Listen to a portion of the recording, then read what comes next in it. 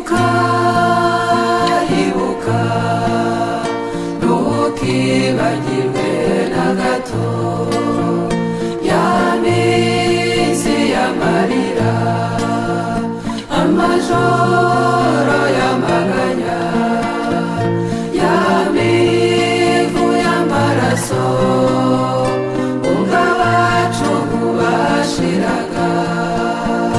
Ibuka,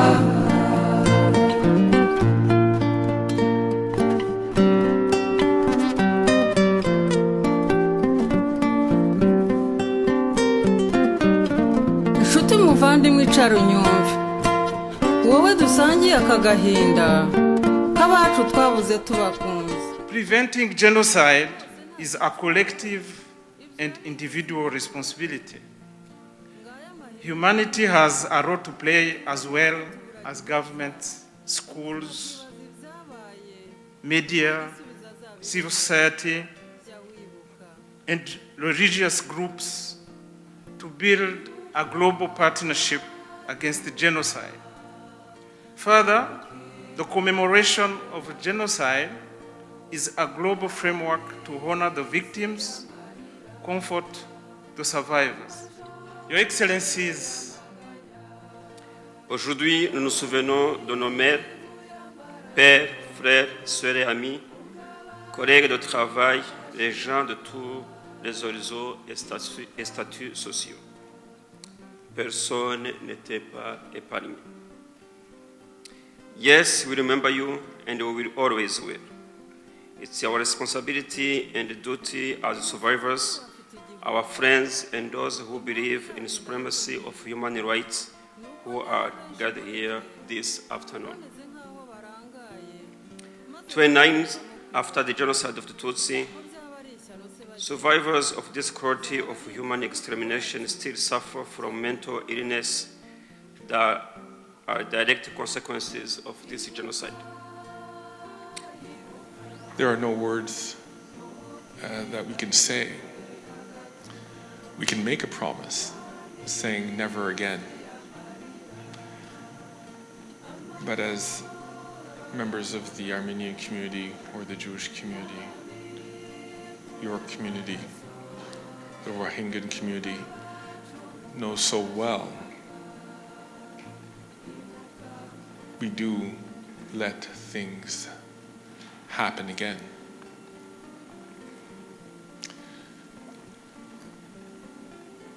J'espère que vous pouvez être convaincus que jusqu'à la fin de mes jours, je serai toujours solidaire avec vous. Je suis ici aujourd'hui pour représenter le chef d'état-major de la Défense, le général Wayne Eyre, pour exprimer les sincères sympathies de la communauté des forces armées canadiennes lors de cette commémoration du génocide de Tutsi à Rwanda en 1994. I want to particularly highlight the presence here today of 4 members of the Canadian Armed Forces who were in Rwanda during that genocide. When it unfolded, I was a cadet at the Royal Military College of Canada, finishing up my 4th year.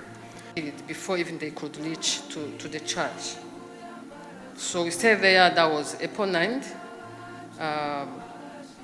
And that time, people were continuing to come. The church was full of people. We stayed there until April 11th. A purple rose defying the flames. There is a corner of my heart that speaks only in whispers, the voices of the lost and the forgotten. They remind me of promises I made to a silent God, the promise to find words of hope, the promise to heal my people. But there's a truth that I fear. Au Rwanda, les génocidaires, en fait, ont décimé complètement les Tutsis, mais en même temps, ils ont transformé en assassins les citoyens Hutus. C'est-à-dire qu'au fond, la majorité était obligée de tuer pour que leur famille ne soit pas tuée. Mais ce qui est intéressant, c'est que malgré cela,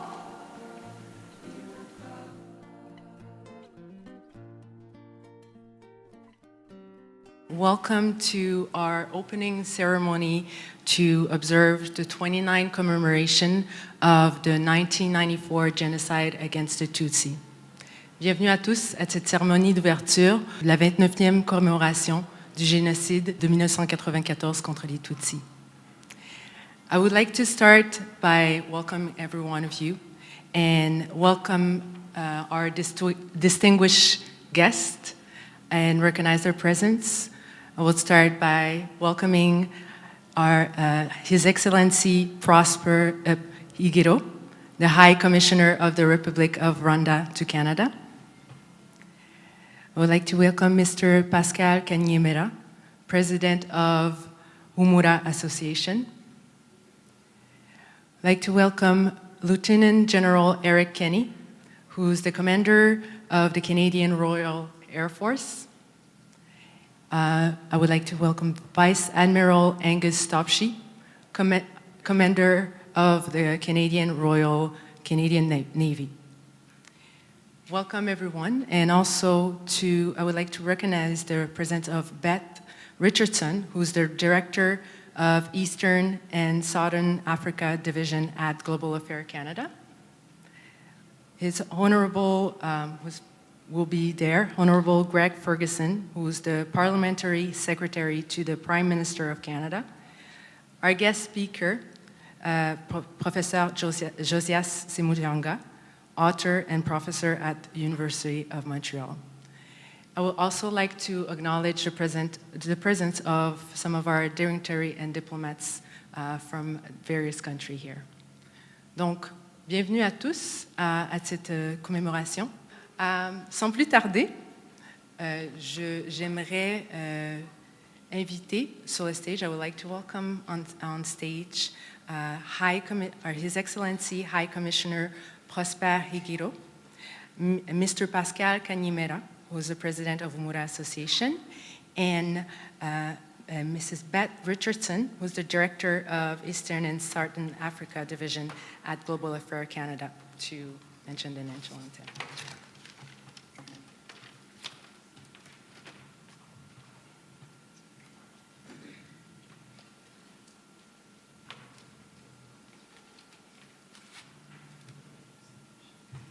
So we will start by playing the national anthem of Rwanda and the national anthem of Canada. So I would like to invite everyone to stand.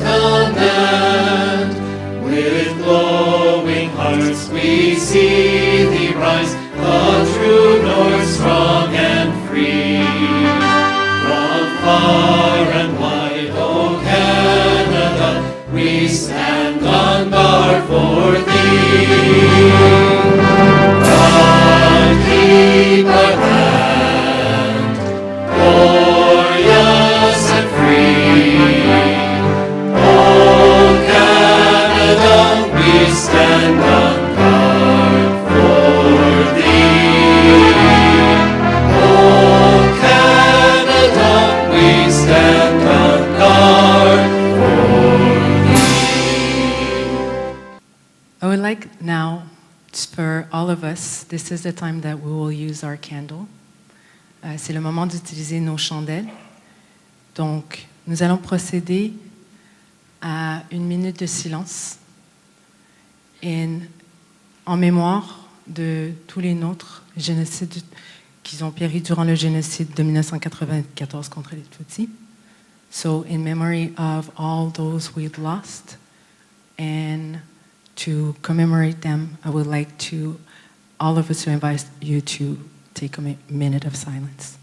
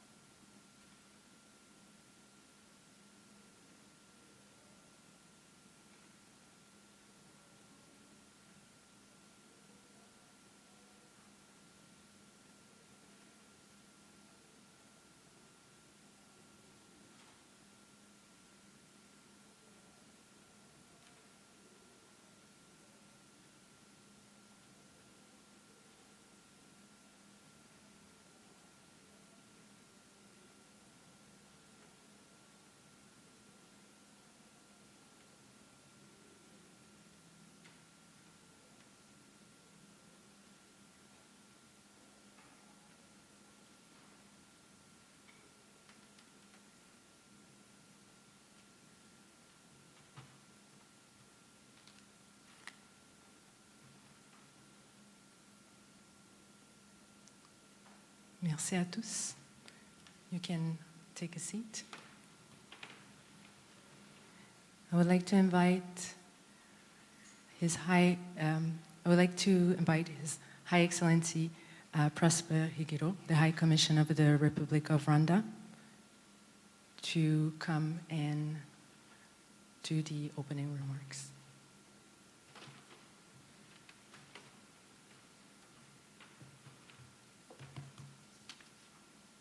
Thank you. To start,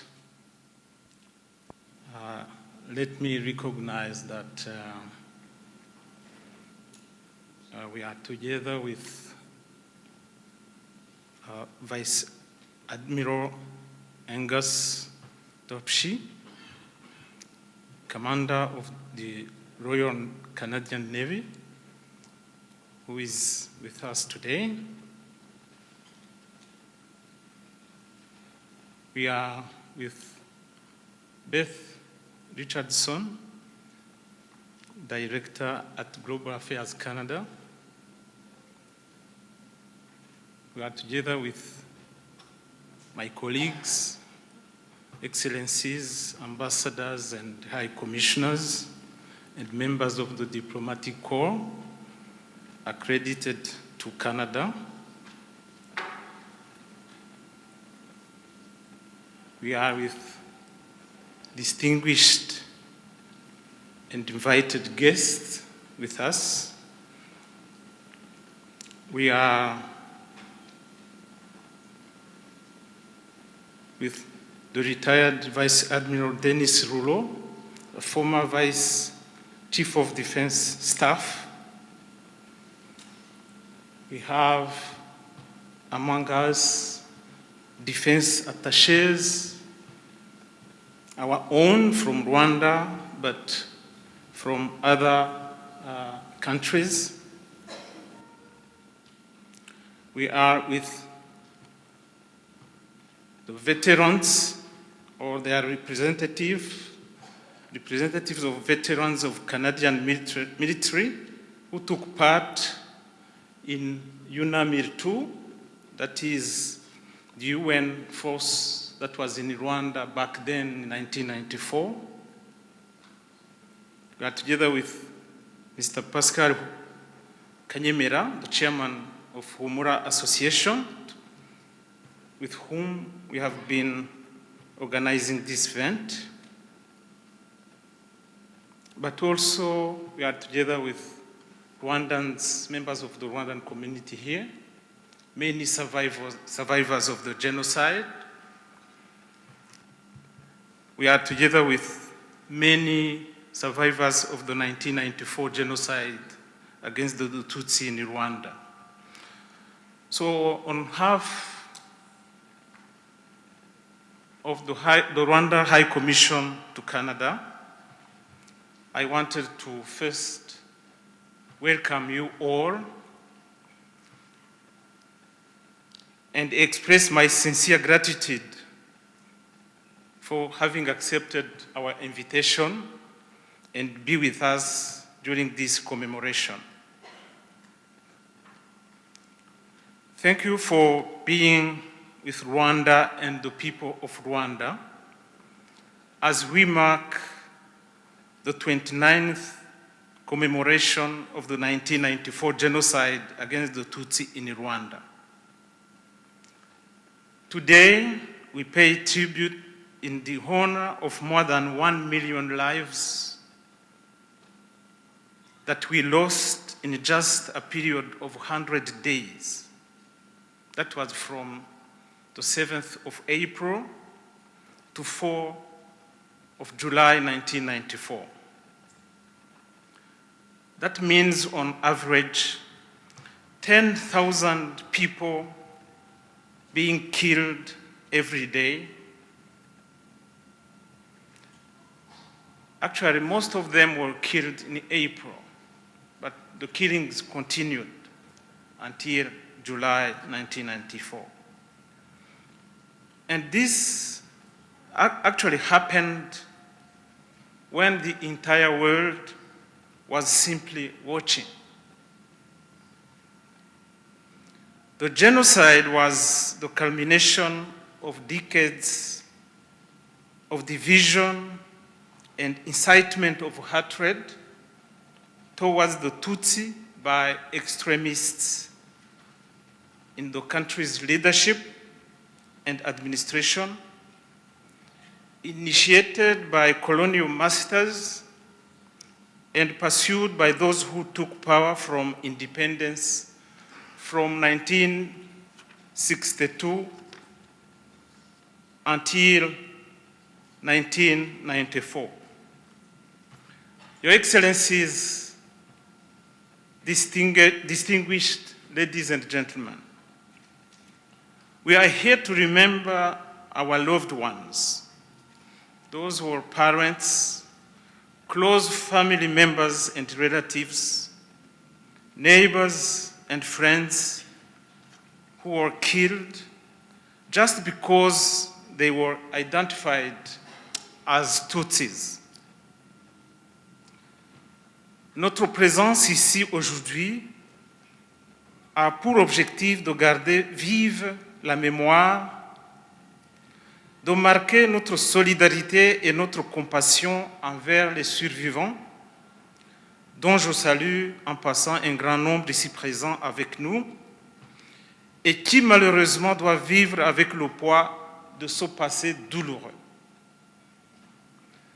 The theme of this 29th commemoration is, as was last year's, Remember, Unite, Renew. As we reflect on 29 years of remembrance, or Kwibuka, we not only need to learn from the history, but we also need to urgently make faster links between the past and the present and plan for a better future. We need to always think on how we can transform this tragic history into lessons for humanity that are relevant to our societies and communities today and beyond. It is an opportunity to recommit individually and collectively at national and global levels and unite our efforts to ensure such tragedy never happens again in Rwanda or elsewhere in the world. The history of our country, Rwanda, and the inspiring and haunting stories of individuals and communities during the genocide can teach us so much about moral choices and their consequences, and how to build a resilient future after going through such atrocities.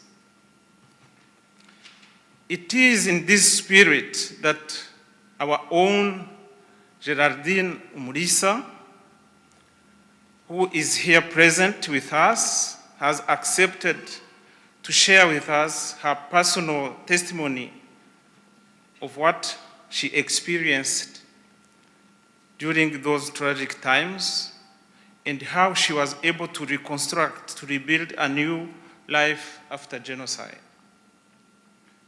Nos sincères remerciements à elle pour son courage et à tous les survivants qui partagent régulièrement leurs histoires à travers des récits écrits ou verbaux. La cérémonie d'aujourd'hui est sans doute un rappel que nous devons garder dans nos mémoires toujours vives, être vigilants et dénoncer tous les signes avant-coureurs afin de prévenir d'autres génocides qui, malheureusement, peuvent avoir lieu, n'importe où et n'importe quand. Ou ce qui en reste ne prend pas garde. Notre rôle est de rappeler à toutes et à tous que le génocide contre les Tutsis pouvait être évité, ou au moins être arrêté avant d'emporter un grand nombre. Car le génocide a eu lieu en présence d'une force réduite et impuissante des Nations Unies qui a complètement échoué. Preventing genocide is a collective and individual responsibility. Humanity has a role to play as well as governments, schools, media, civil society, and religious groups to build a global partnership against the genocide. Further, the commemoration of genocide is a global framework to honor the victims, comfort the survivors. Today, we pay tribute to those Rwandans who decided to fight against the evil and defeated those genocidal forces, stopped the genocide, and liberated the country. On this occasion, we also thank and salute many young Rwandans, men and women, who sacrificed their lives in that fight to stop genocide. They are our heroes, and the next generation have to emulate from them. Today offers another opportune moment to thank and recognize those few Rwandans and foreigners that stood against the genocide and saved targeted people from being exterminated. They took a huge risk for themselves and their families by hiding or assisting people to escape places where killings were happening. Your Excellencies, distinguished ladies and gentlemen, on the 7th of April 2003, the United Nations has designated through a resolution April 7 as the International Day of Reflection on the Genocide in Rwanda. Later in 2018, this UN resolution was amended to correct inaccuracies in the previous resolution capturing the historical facts of what happened and designating it as the 1994 genocide against the Tutsi in Rwanda, and leaving no room for ambiguity from which denial and revisionism would eventually grow. April 7 also marks the African Union Day of commemoration of the genocide against the Tutsi. Further, countries around the world, including Canada, have joined Rwanda and Rwandans in commemoration of this date to remember more than 1 million victims, more than 1 million victims. The observance of the International Day of Reflection on the Genocide against the Tutsi is a continued call to all UN member states and other relevant international organizations to recommit to preventing and fighting against genocide and other serious crimes under international law. In recent times, and as we mark the 29th commemoration, there have been a spike in hate speech targeting the Congolese Tutsi, but also Kinyarwanda-speaking population in the eastern part of the Democratic Republic of Congo. In her recent official visit to DRC, Alice Wairimu-Nderitu, UN Special Advisor on the Prevention of Genocide, recognized this propaganda accompanied by targeted killings and warned against hatred. Though the genocide against the Tutsi was stopped in 1994, fugitives from the former government of Rwanda, the army, militias, fled Rwanda, mainly to DRC, where they continued to spread genocide ideology and hatred against the Tutsi. Many are still at large and have ever since been spreading this genocidal ideology from the countries where they are located. The virulence and intensity of hate messages and this ideology are being amplified through social media platforms and online channels. Hunting to kill is no longer easy, but these days it is done with the form of denial, denigrating survivors of genocide. Some researchers are spreading revisionist narratives of the 1994 genocide against the Tutsi, such as theories of double genocide, calling it a civil unrest, tribal killings, civil war, and so on.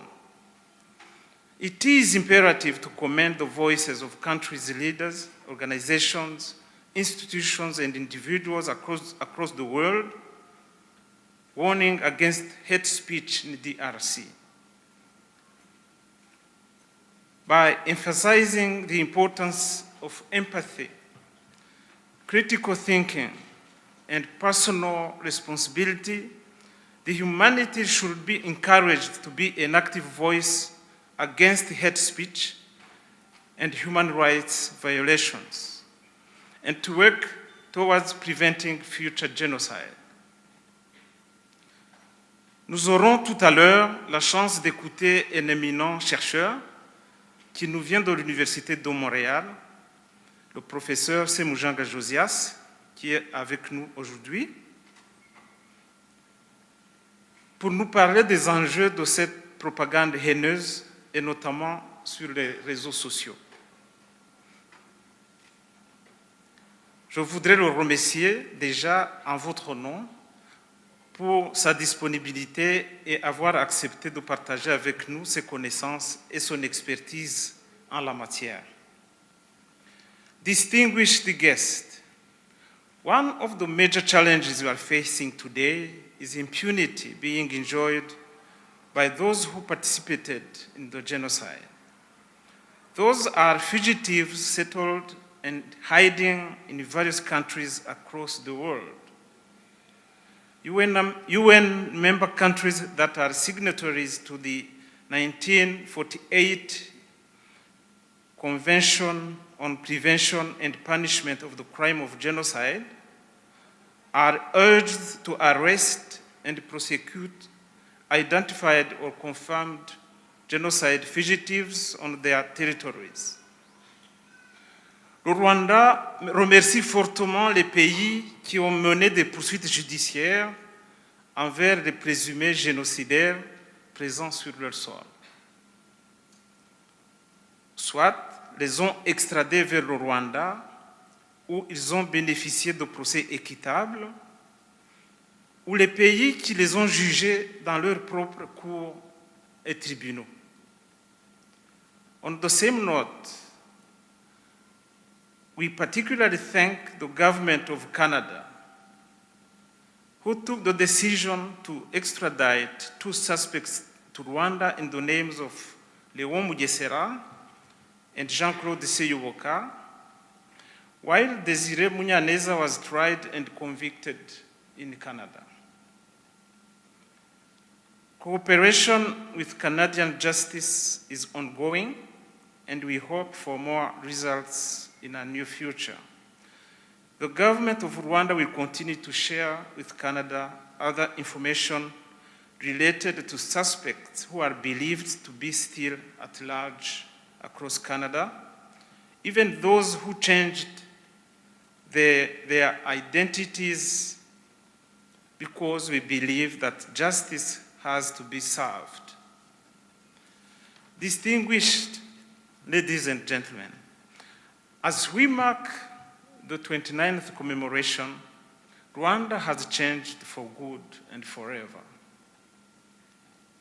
Our country rose from the ashes of the genocide and was transformed from an almost failed state to a modern and developing country as it emerged stronger from this tragedy.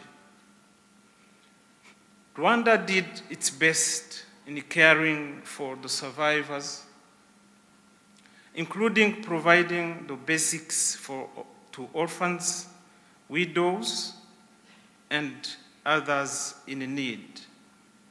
Interventions covered education, health, shelter, and economic empowerment. The country has also become a nation of hope, prosperity, and equal opportunities for its entire people, thanks to very many partnerships and cooperation we engage in with other partner states, including many of yours represented here.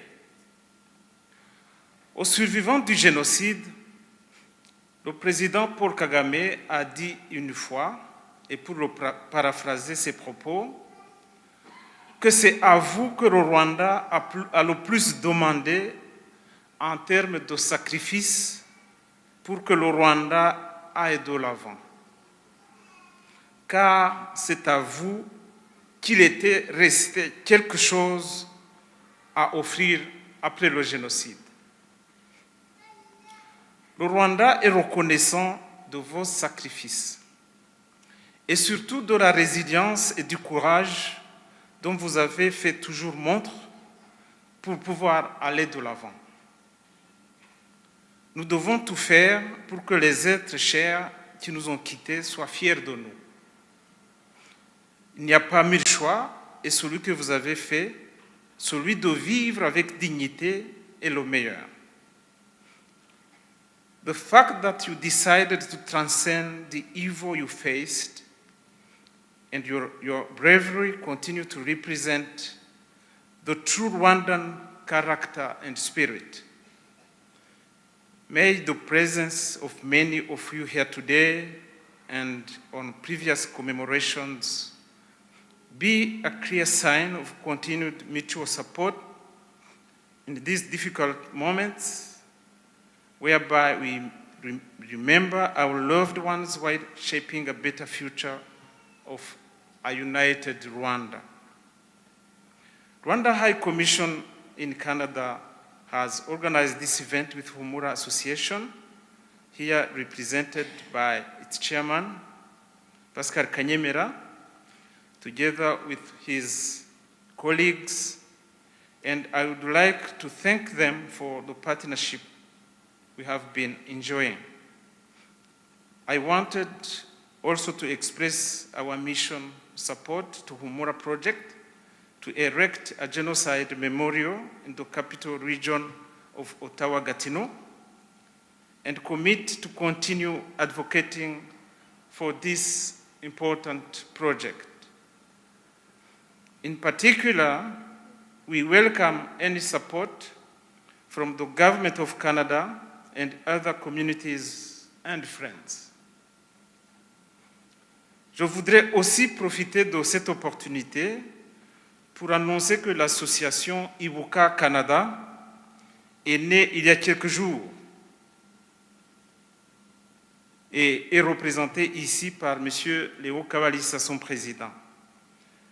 Nous espérons que cette nouvelle addition va s'ajouter au travail important déjà accompli par les associations existantes au Canada et chargé de la préservation de la mémoire telles que Humura Association, Page Rwanda et Memory Keepers Association, et ainsi renforcer la complémentarité et la synergie de leurs actions.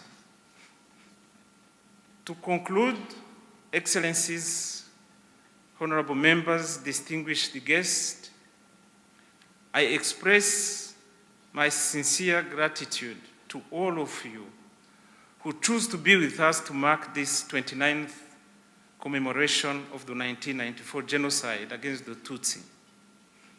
I finally wish to once again comfort the survivors here present and wish them to remain strong during this difficult period we have just started.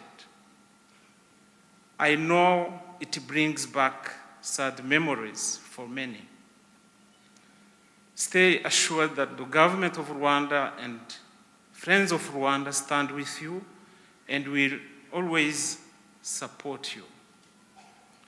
To our friends from Canada and the international community in general, let us make never again a reality, not just a slogan.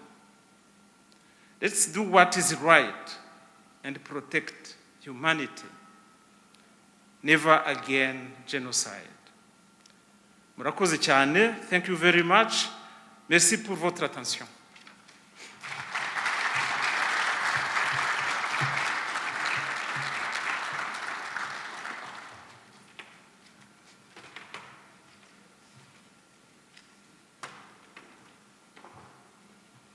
Thank you, His Excellency, for this opening remark.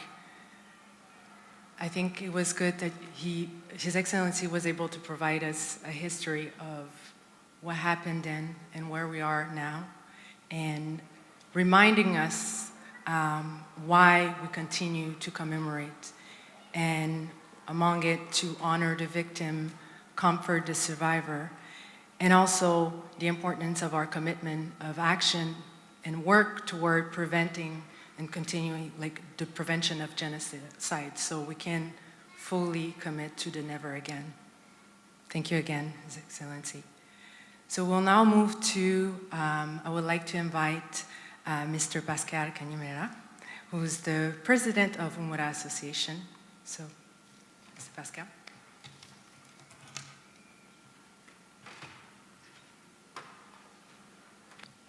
Excellence, le Haut-Commissaire de la République du Rwanda au Canada, Prosper Higiro, thank you very much for your comfort messages.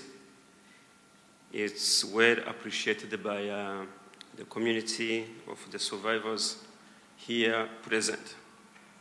My name is Pascal Kanyemera, and I'm the president of Humura Association, HUMURA, and it's an organization of the survivors of the 1994 genocide against the Tutsi, based here in OTTAWA, Gatineau region. Honorable Greg Fergus, thank you for being here. He's the member of parliament from Hor Erme. We're waiting for you, and you came to the right time. Excellencies, ladies and gentlemen, diplomat, defense attaché, representative from the government of Canada, thank you for being here today. We appreciate you being here. Dear friends, representative from local Jewish Armenians, Burundians, Banyamulenge communities, chers rescapés du génocide Tutsi Rwanda, chers amis, mesdames et messieurs. Merci d'être venus commémorer pour la 29e fois le génocide perpétré contre les Tutsis du Rwanda en 1994. Nous voilà réunis ici encore une fois pour nous souvenir de ceux qui ont perdu leur vie pour avoir commis le seul crime d'être nés Tutsi. Aujourd'hui, nous nous souvenons de nos mères, pères, frères, sœurs et amis, collègues de travail, les gens de tous les horizons et statuts sociaux. Personne n'était pas épargné. Yes, we remember you, and we will always will. It's our responsibility and duty as survivors, our friends, and those who believe in the supremacy of human rights who are gathered here this afternoon. 29 after the genocide of the Tutsi, survivors of this cruelty of human extermination still suffer from mental illness that are direct consequences of this genocide. Based on the Rwanda National Trauma Survey in 2010, 96% of children observed extreme violence. 80% lost family members. 69 witnessed death or harm. 31% observed rape, and 1% believed they would die. Many survivors who now call Canada home, despite all the good that has come of the welcoming reception we have benefited from this country, and we will eternally be grateful. Some of the survivors residing in Canada are not able to escape from the mental illness of this tragedy. Some end up being dependent on all sorts of illicit substances and heavy drinking to cope with horrible images that cannot be erased from their heads. Some of the survivors who were children at the time of the genocide were orphaned and witnessed things that no one, let alone a child, should be ever made to see. People in our community are suffering and they don't know where to go to get help they need. Help is typically very expensive and beyond their capacity. And also fear of stigmatized and the lack of knowledge about the mental health issue are some of the challenges that our community contends with. Just to put this into perspective, in a 1-hour session with a mental health specialist will cost you an average $150 an hour. Let's not forget that psychological therapy is a long-term kind of treatment that can take up to years. You all agree with me that not many in our community can afford these kind of expenses. Lucky are the few who have private insurance that can chip in.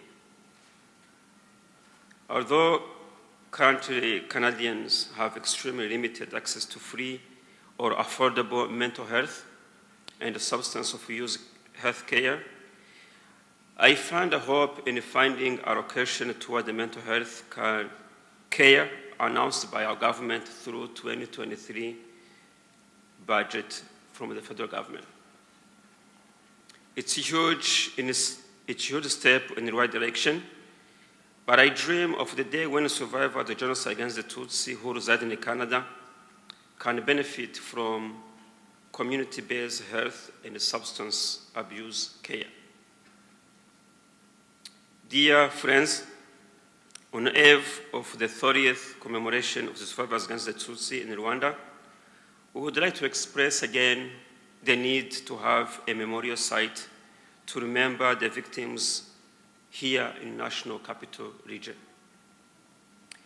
The site will be benefit not only for the survivors, but also it will serve to remind all Canadians and all the humanity in general the need to always say no to hate ideologies, discrimination, and intolerance. We are counting on you, representative from the government of Canada, especially Honorable Greg Fergus, to continue to advocate for this project to the government of Canada. What we experienced in the last couple of months, it's crossed doors. You send an email and you get a response in 1 month or 2 months. We are finding it very difficult to reach to the government officials because, as you all know, this project is very expensive. And with the limited means from our community, we need a huge support from the federal government. And if there's any of you who would like to, I want to use the word, to chip in, to participate, there is a brochure that I left at the door. I don't know if they give to everybody, but we'd like to have not only your support, but your financial support also will be welcomed.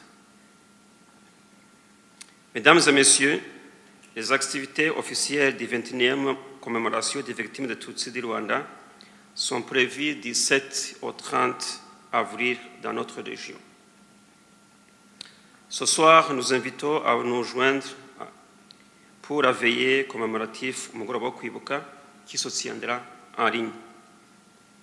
Le 15 avril, Philibert Muzima et son équipe nous présentera 3 auteurs qui vont nous partager leurs écrits dans notre événement annuel, le club littéraire. Cet événement se tiendra aussi en ligne. En date du 23 avril, une conférence sur la santé mentale sera organisée virtuellement en collaboration avec le Ottawa Jewish Family Services et des experts en la matière.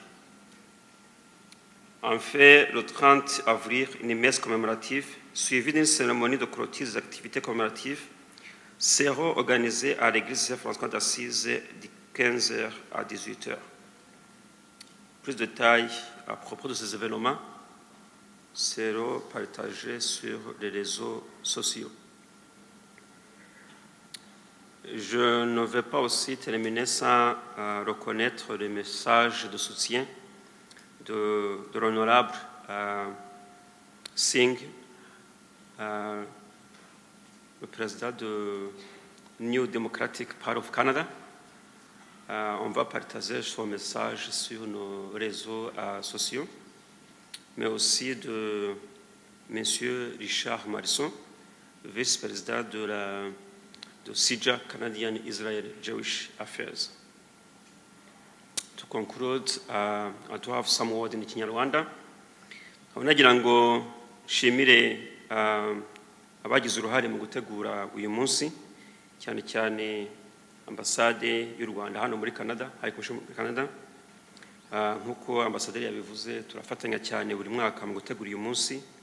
Nkaba nifuza ko iyo collaboration yakomeza.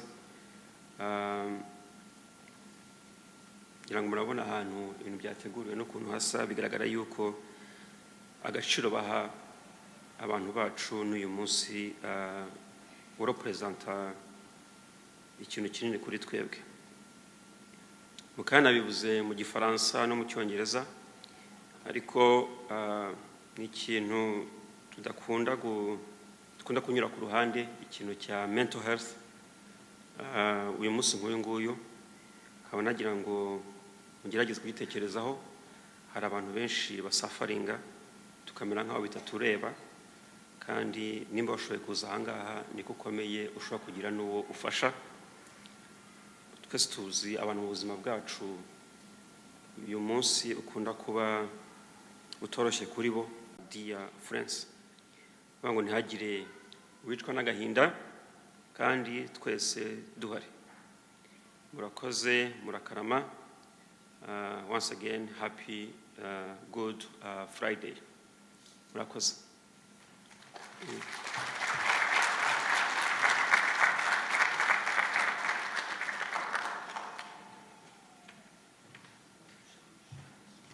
Thank you. Merci, Mr. Pascal Kanyemera, who's the president of Humura Association, and also for his message of all the work that Humura continue to do, and remind of all the activities.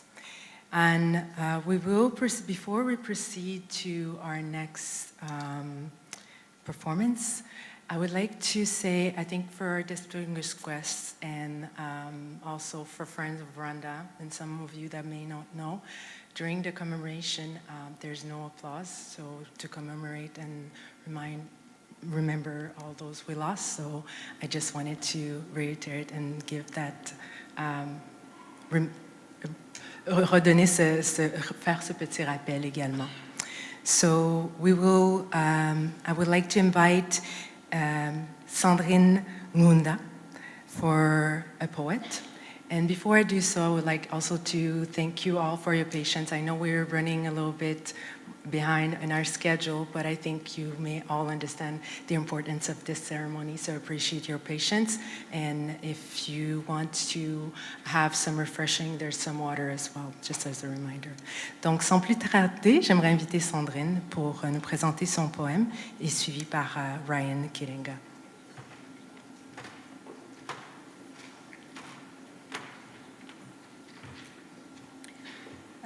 Bonjour, chers tous. Je suis honorée d'être présente en ce moment pour vous présenter, parce que ce n'est pas un poème que je vais réciter moi-même seule, parce que c'est un travail que nous avons fait, que j'ai fait avec un collaborateur qui est un poète qui vit en France. Donc, je vais juste vous présenter un peu comment l'idée nous est venue. Parce que moi, durant le génocide, j'avais 11 ans et lui, il s'appelle Dani Sibomana. Moi, je m'appelle Sandrine Ngunda. Lui, il en avait 13.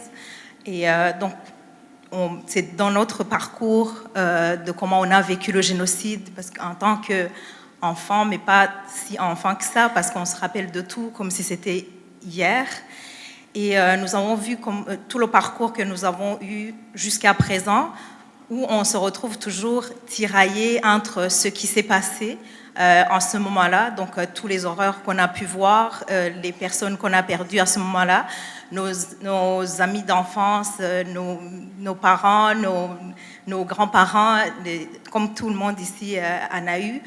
Et le présent actuel, nous étant actuellement aussi parents, on est devenus parents à notre tour. Et notre message qu'on voulait faire passer, c'est un message d'espoir qui nous permet justement de commémorer, se rappeler tout ce qui s'est passé à ce moment-là, mais ne pas non plus s'empêcher de vivre, parce que la vie continue malgré tout, et on est en train de vivre tout ça. Donc c'est ce qu'on a, on se le disait beaucoup, c'est vraiment entre tristesse et liesse, donc nos plumes vacillent. Donc c'est parce que nous, Dani et moi, dans notre parcours de guérison et puis aussi de commémorer les nôtres, on utilise beaucoup l'écrit.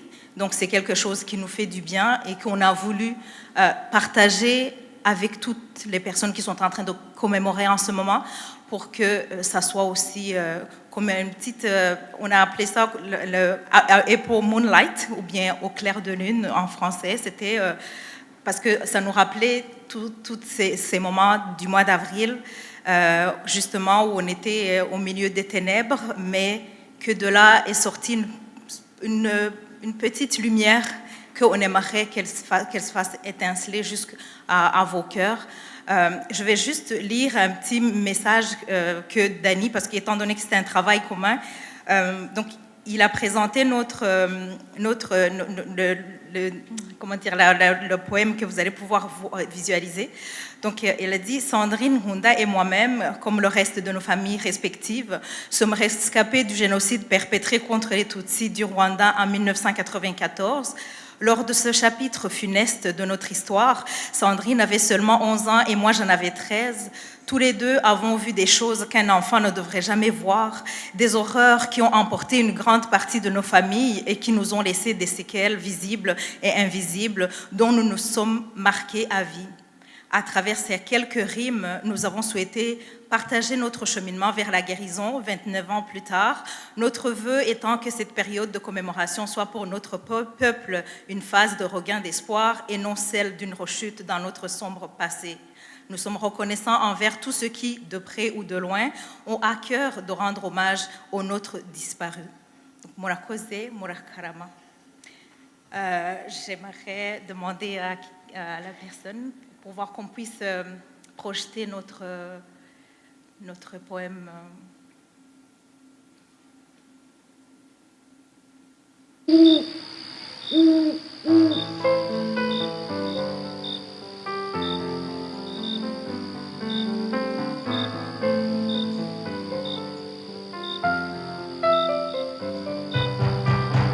Suspendues en l'air, elles sont là, toutes les deux, inséparables telles la pluie et le soleil, coincées malgré elles dans un éternel entre-deux. Au gré des jours et des nuits, elles essuient les intempéries. Encore et toujours, elles se réjouissent du bon temps et rient. Lorsque l'une est en pleurs, l'autre essaie tant bien que mal de la consoler. Au clair de lune, liaisent ses tristesses, ensemble luttent. Les pleurs de l'une arrosent le cœur de l'autre, desséchés par tant de chagrin, tant de larmes. Telles deux sœurs jumelles, complices en tout temps, elles sont les deux seules à faire couler nos larmes. Elles sont aussi les deux versants de l'âme. Ainsi, quand elles se chamaillent, nous sommes dévastés. La petite voix rassurante dans notre esprit se tait. La flamme de la sacristie de nos cœurs s'éteint. Mais comme elles peuvent se réconcilier, qu'il vente, qu'il pleuve ou qu'il neige, faisons en sorte qu'il y ait un temps pour l'une et un temps pour l'autre, pour la survie des deux et de fait de la nôtre, par la grâce de Dieu et au nom de tous les nôtres.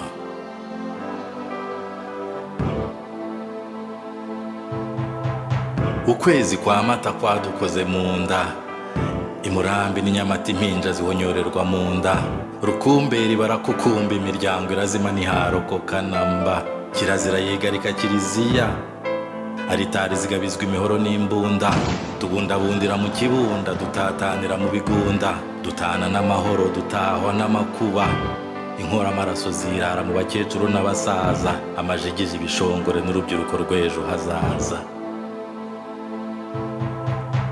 Burya ngo agahinda ntikica kagira mubi, ariko kandi nk'udapfuye abaho, nubwo abo twakundaga batakiriho, nta kabuza tuzababeraho, kuko nta bapfira gushira, gusa iyi ntimba yo ntiteze na rimwe kuzashira. But whatever doesn't kill us makes us stronger. There is a reason we are spared to live longer. And though our hearts are broken forever, we shall heal our wounds, walk tall and shout loud, never again. We shall succeed and make our loved ones proud. We shall fight tirelessly for love and peace until we meet again in a better place. Au clair de lune, nos cœurs s'embrument, nos pleurs coulent à grand flot dans un torrent dévastateur. Nos peines étouffent nos joies tel un mauvais rhume. À chaque bouffée d'air on souffre, mais nos plumes allègent notre souffle dans un élan lyrique, héroïque et salvateur.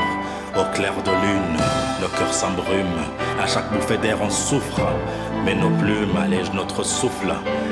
N'est-ce pas, ma chère Sandrine? Que dire, mon cher ami? Que serions-nous donc sans nos plumes? Elles qui nous portent lorsque rendues au fond de l'abîme, liesses et tristesses se heurtent à nos portes. Elles nous supportent, nous transportent jusque dans les profondeurs de ce qui fut jadis notre terre. Ces collines rwandaises d'une beauté à couper le souffle, mais qui hélas furent éventrées par la tempête funeste d'innombrables derniers souffles, ceux des nôtres, le temps d'un souffle.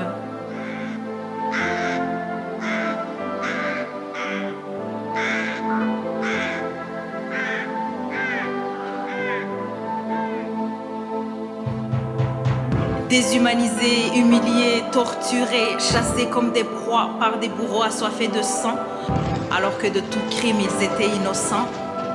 Ils ont souffert 1000 morts sur lesquels il est difficile de mettre des mots. Leur souffrance dépasse l'entendement. Jusqu'à ce jour, beaucoup d'entre eux n'ont pas eu droit à un digne enterrement. Au clair de lune, nos plumes vacillent et oscillent entre les récits de ce mois d'avril parti en vrille et ceux de la gratitude d'être encore en vie.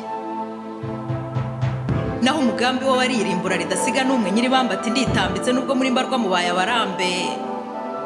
Turokokera haga nyuma y'akaga tugwatira ubuzima tudashize impumu ngo twoye kuba ibigwari. Tugwa tubyuka rimwe bikunda ubundi byanga bugacya bwitwa ejo urugendo rugakomeza. Ntibiteye kabiri imbuga zongera kuba nyabagendwa. Ibihe biha ibindi u Rwanda rugari rwose impundu zongera kuvuza urwunge.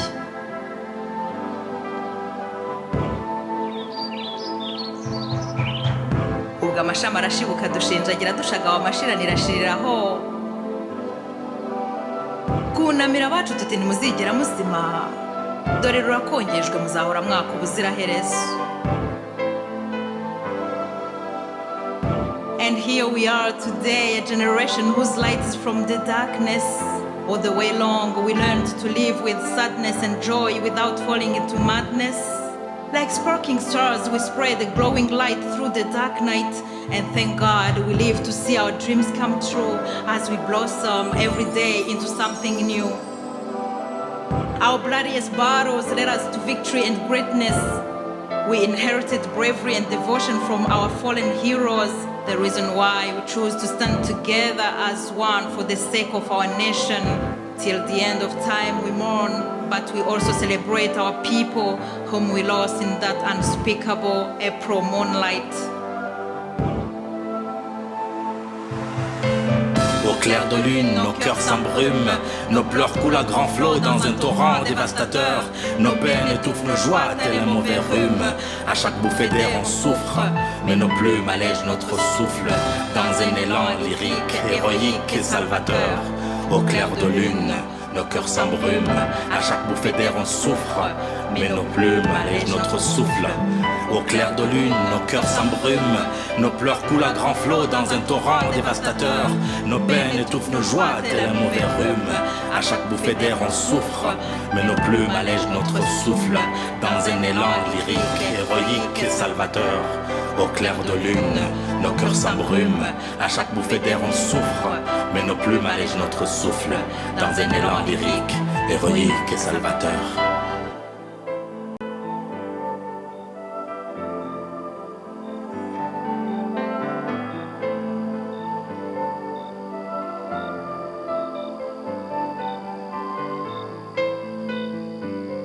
Partagé entre la liesse et la tristesse, au clair de lune, on souffre de tout ce qu'on a vécu. à mi-chemin entre l'incertitude et la gratitude, au clair de lune, au souffle, parce qu'on a survécu.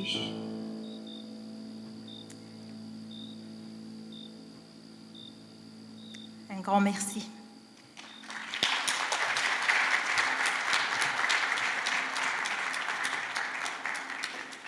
Merci Sandrine de ce merveilleux partage de ce poème. Et puis, comme Sandrine nous l'a dit, une des choses qui fait partie de la culture rwandaise, c'est l'art. Et je crois que, like Brandon, our culture is known to be storytellers and to use art. And Sandrine just reminded us how much art can be also a healing process for many of us. So thank you again, Sandrine. And to continue in the art area, I would like to invite Ryan Kirenga, who has a poem for us.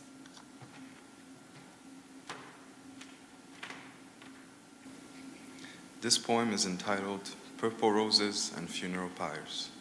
It was written in the memory of the survivors and victims of the 1994 genocide against the Tutsi. It is especially dedicated to the Sakumi family, to honor those that left and those that are still standing. Purple roses and funeral pyre. I once had a dream of funeral pyres burning across a vast field, thousands upon thousands burning in the great dark, flames so fierce that it denied anything else the right to exist, smoke so thick it covered the sunlight. There lay the last remains of my people, burning in a forgotten field somewhere at the edge of the world. But I remember that in the midst of funeral pyres stood a single purple rose. It was small and fragile as a promise of love. Yet it stood against fires that consumed destinies and hope. A purple rose defying the flames. There's a corner of my heart that speaks only in whispers, the voices of the lost and the forgotten. They remind me of promises I made to a silent God, the promise to find words of hope, the promise to heal my people. But there's a truth that I fear. Mother, there's a truth that I fear. In the shadows of my heart, there is a secret that has no name. For I have searched for words through all the holy books that I read, all the stories that haunt my mind. I wandered this world for all my life to find them. I prayed to the old gods and the new. I begged to the night and the sun for the words. But there are no words. No words to save my uncles from the cold steel. No words to shift the course of the bullets that took my aunts. My cousins will never laugh with me. There are no words for the silent tears in my father's eyes, or the broken heart that rests in my mother's chest. We are the lost. There are no words for what is lost, only the echo of what once was and what will never be again. But perhaps words will never be our salvation. Words can never mend the scars that we bear. Umutima w'umuntu niyo ndaku. The heart of a man, there lies his destiny. It is what we choose to become that can offer us hope. Our devotion to bear truth as our light, for it is in the bowels of lies and deceit that all monsters are born. Our choice to forgive what is already past, for only forgiveness can build our home. Our silent vows to always hold ourselves to honor and dignity, for we know better than all what happens when we fall. Our scars are deep, and on some days they feel unbearable, but they are not our fate. They stand as a reminder that our future is fragile as a purple rose surrounded by funeral pyres. But our hearts will not fail us. The rose will stand, today and forever, to the lost, the forgotten, and the broken. My love letter to the unborn and the dead, my love letter to my people, and the purple roses that withstood the flame. Thank you.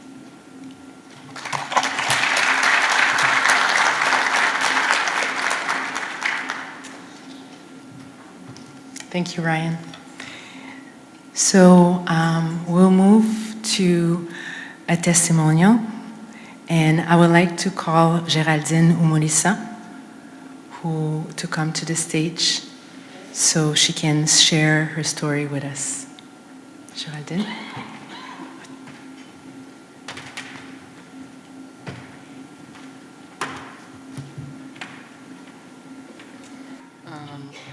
Your Excellencies, distinguished guests, my fellow Rwandans, good afternoon. Muraho.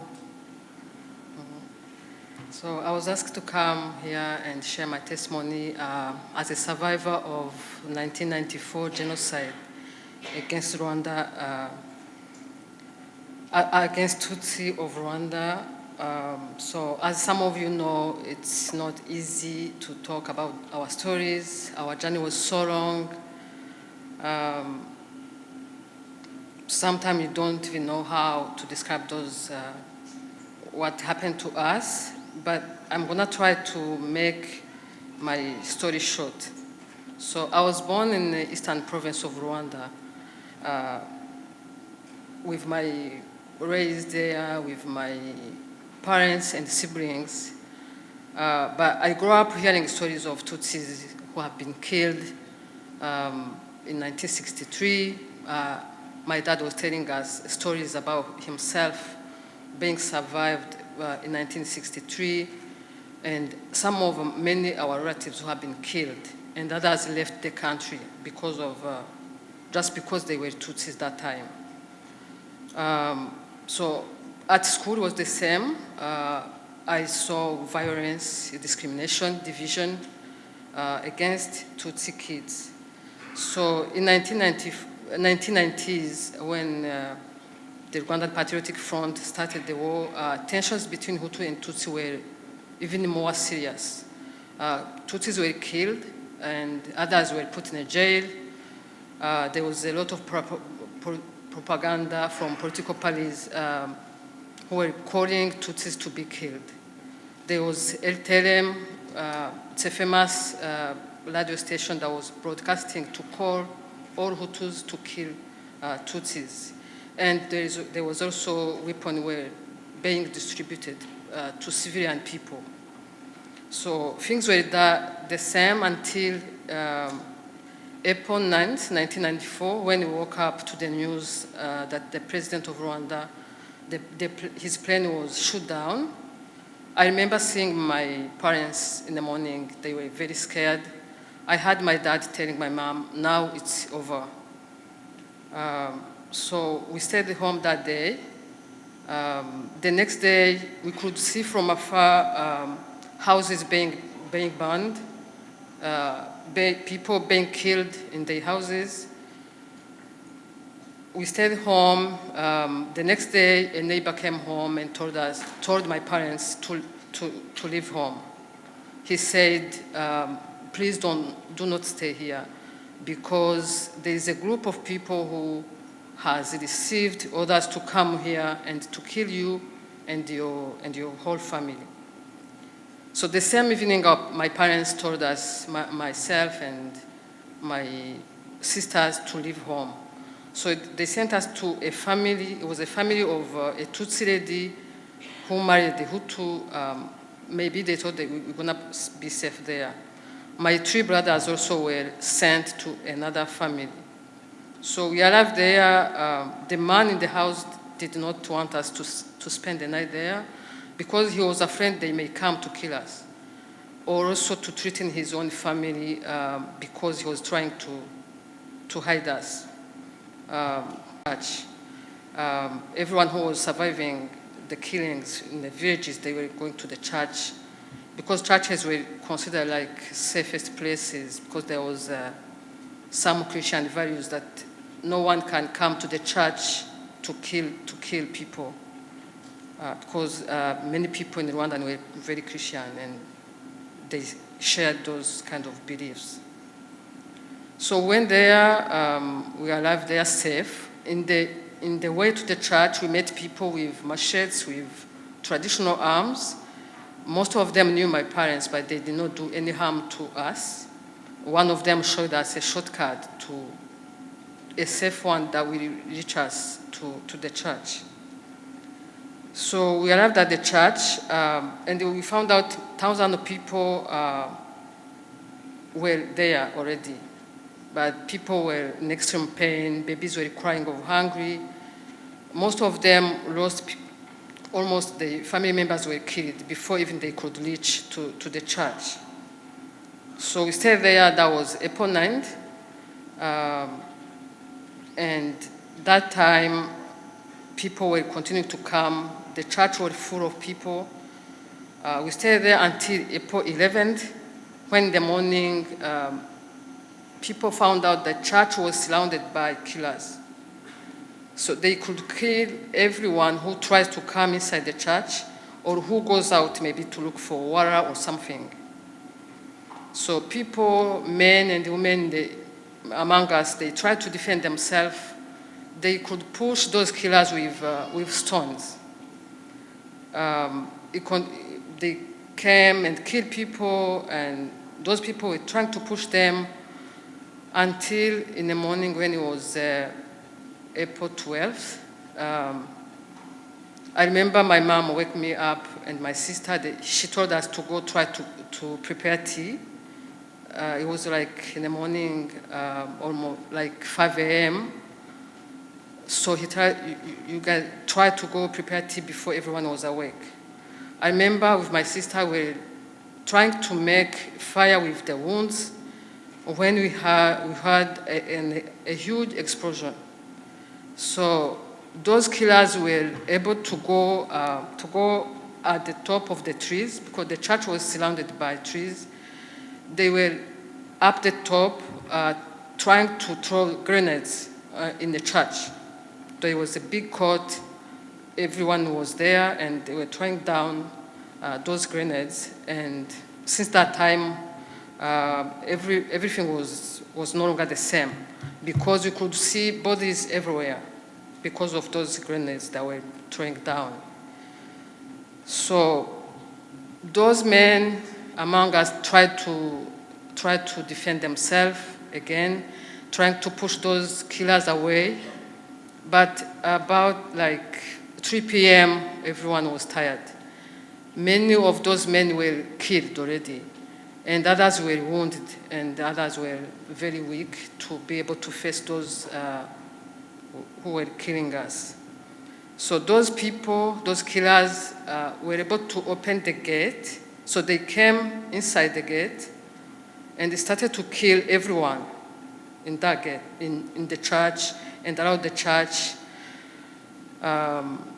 So that time, we were hidden in the small rooms in the church, and they started to call some selected families.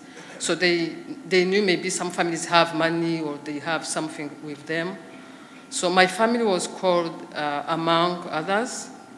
So we were put in a room close to that church.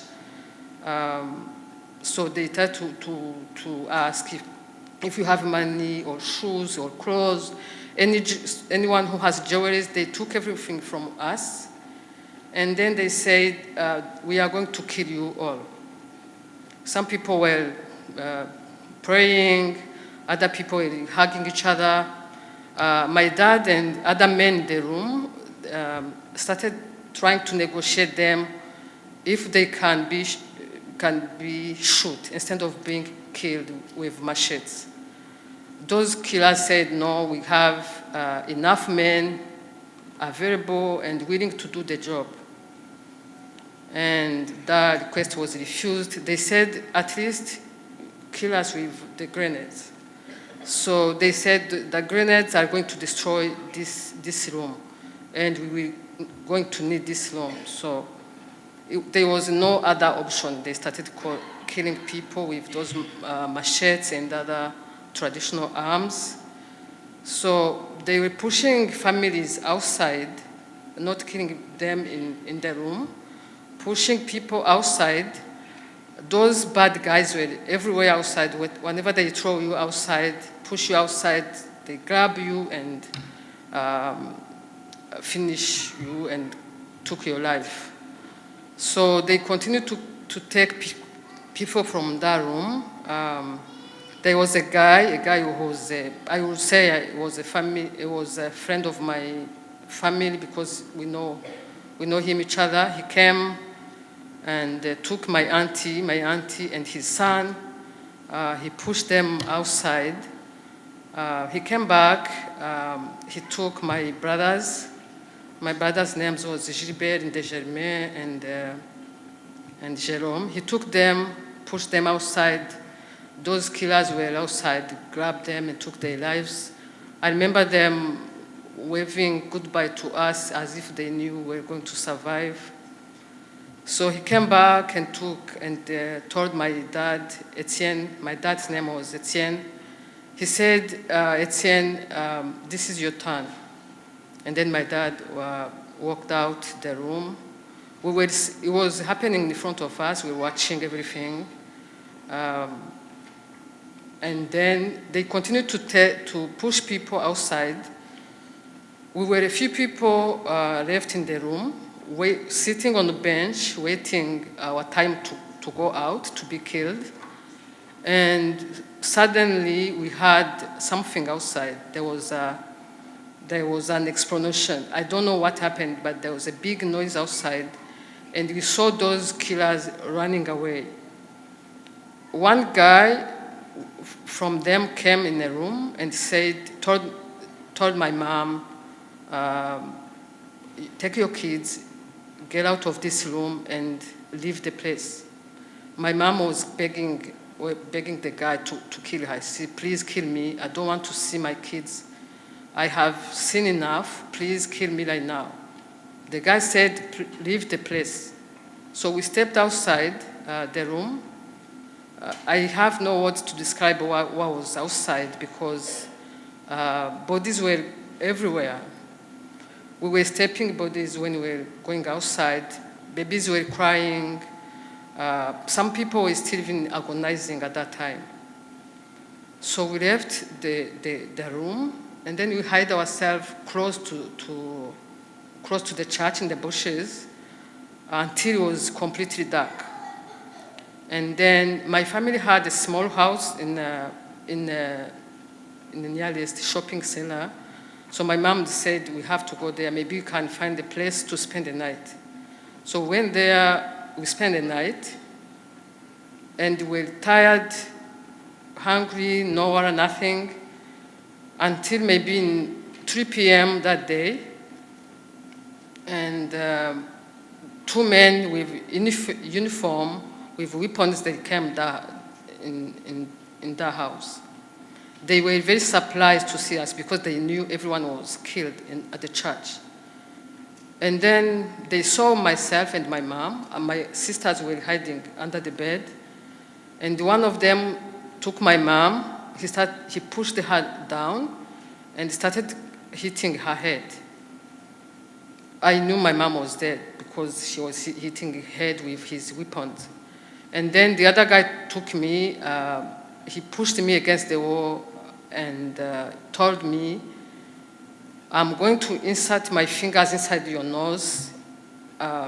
He was a big guy, a tall guy, very giant. He said, and I was a very tiny little girl, and he said, if I am able to put my fingers inside your nose, I won't kill you. If I can't put my fingers inside your nose, you will be alive. So just to give you a context, a small nose was one of the physical characteristics of Tutsis, which for me is just a social construction because you could find a Hutu with a big nose, a Tutsi with, I don't think there is any basic on that. So he tried a lot, pushing my head against the wall. I started having a lot of blood coming from my nose. And he did not kill me. He tried to torture me, hitting my head against the wall. And then he threw me down. He pushed me down beside my mom. So I knew my mom was dead, but she was still alive. So they left the house. They said, we are going to call people with machetes to come and finish you. So it was in a shopping center. All those bad guys were everywhere. And then it was almost dark. So my mom said, we have to leave this house. We left the house again. We went to another family. The lady was a Tutsi, and his husband was a Hutu, but the husband was very active in the killings. So the lady didn't want the husband to know that we are there. So they had a big room. He put us in one of the rooms. That was April 14th. So we stayed in that room, nothing, no food, no water, until April 20th, when in the morning, two men came in the house, and they started asking how we are doing. They started asking if we are okay. And they said, we are here to help you, to save your lives. We are in Hotani. And then they tried to pull us from that bedroom. They gave us water, they gave us some sugar. They were trying to, because no one could even stand up, they helped us to get out of that room. They took us to the nearest refugee camp, and where we met with other people who had survived the killings. So I think that's my story. Today, what I can say is just to continue to remember our people we lost just because of who they were, because of the injustice. My prayer today is that as a global community, we come together and take action, just that never again means never. I thank you. Merci.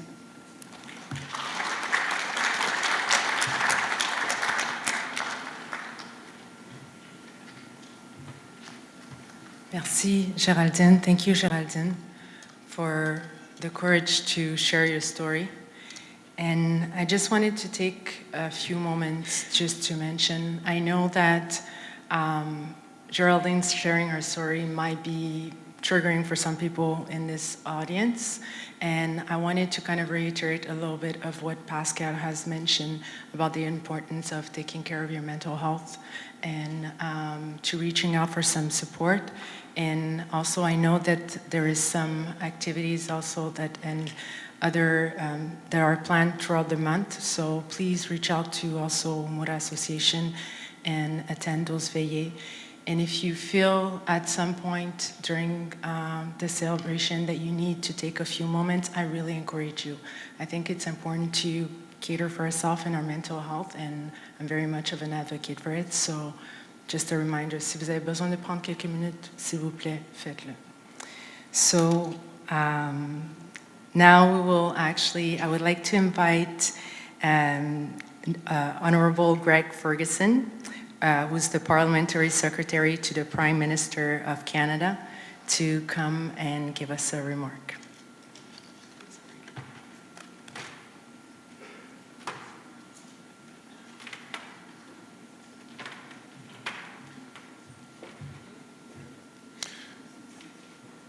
Chers invités, chers frères et sœurs, chers membres de vos excellences, les membres de la communauté juive, la communauté arménienne, et certainement à tous mes frères et sœurs rwandais, rwandaises.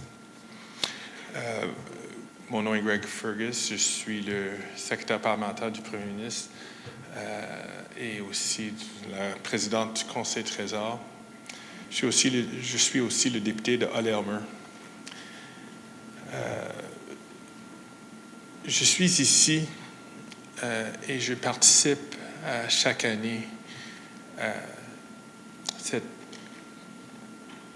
événement de Umura pour non seulement de vous faire savoir ou de relater les commentaires ou les vœux du Premier ministre, ainsi que mes collègues dans la Chambre des communes, de toute formation politique confondue, pour partager notre solidarité avec la communauté rwandaise et certainement avec ceux et celles qui ont survécu ce génocide contre les Tutsi en 1994.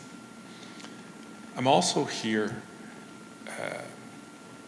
because over the years, even before I became an elected representative, I've been adopted by the Rwandan community as one of their own. And some of my closest friends have been able to share with me some of the testimonies that, like we just heard here today. And each day, each time that I hear such a testimony,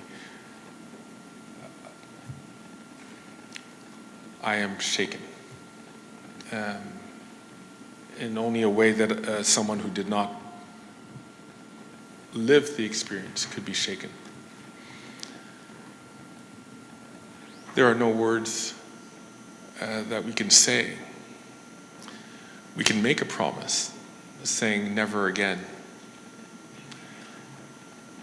But as members of the Armenian community or the Jewish community, your community, the Rohingya community know so well, we do let things happen again.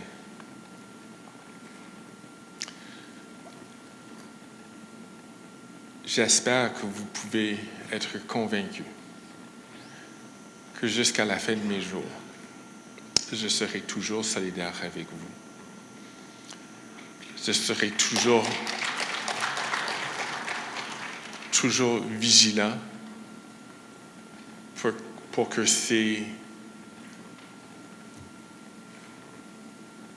malheureusement ces expériences trop humaines n'arrivent plus.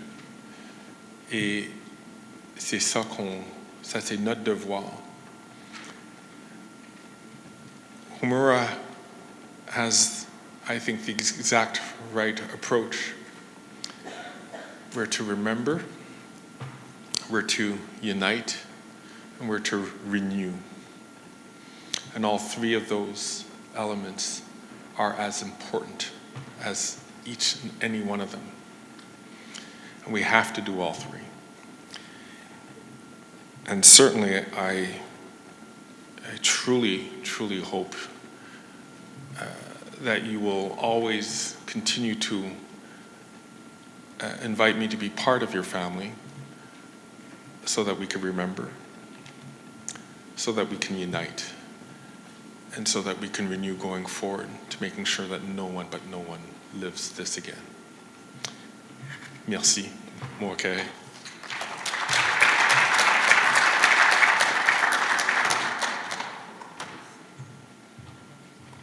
Thank you, Honorable Greg Ferguson.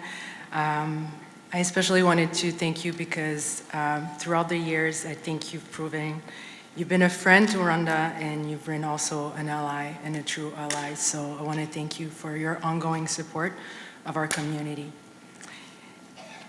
So I would like to welcome Vice Admiral Angus Topsheet, who's the commander of the Royal Canadian Navy, to come and give us solidarity messages.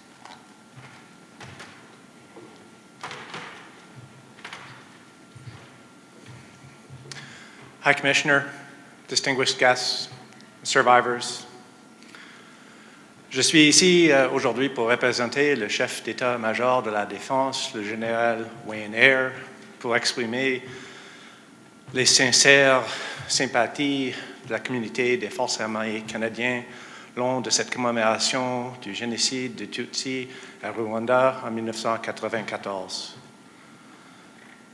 I want to particularly highlight the presence here today of 4 members of the Canadian Armed Forces who were in Rwanda during that genocide. When it unfolded, I was a cadet at the Royal Military College of Canada, finishing up my 4th year. And like most Canadians, my experience of that horrific genocide was through the eyes of our soldiers on the ground as they witnessed and reported upon those horrors, and we, as a world, failed to take action. As you heard in the poem earlier and from the sentiments before, there are no words for me to convey. Il n'y a pas de mots qui peuvent exprimer la peine et la souffrance et pour donner nom à tout ce qu'on expérience lorsqu'on entend les statistiques incroyables, les histoires et les témoignages de souffrance et de peine qui sont incompréhensibles. I wish I had something that I could say to do that. And honestly, it just renews my belief that as members of the armed forces in Canada and my colleagues around the world, that we must do better in our duty to stand there, to be there, and to support peace, and to prevent these things in the future, recognizing the challenge that that is in this difficult and dangerous world today. And most of all, I must say I admire Rwanda and Rwandans for how you have come together, and the sentiments expressed in this remember, unite, and renew perfectly capture that. Because it is my belief that we can never forget, and we must move forward together, committed to a better future. Thank you. Merci pour votre attention.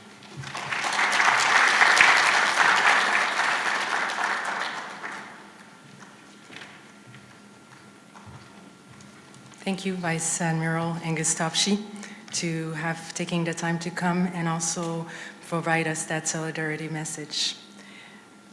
So we'll move on to introduce our keynote speaker, Professor Josias Simujanga, who's an author and a professor at the University of Montreal. So,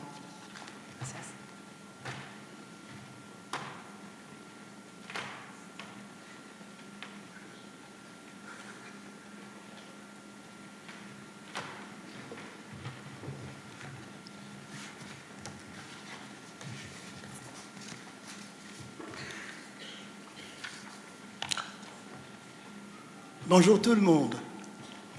Je suis honoré de participer à cette auguste assemblée parce que j'ai été invité par Son Excellence l'ambassadeur Prosper Higiro et qui m'a invité en fait à parler des choses que vous connaissez puisque vous venez d'entendre tout le monde.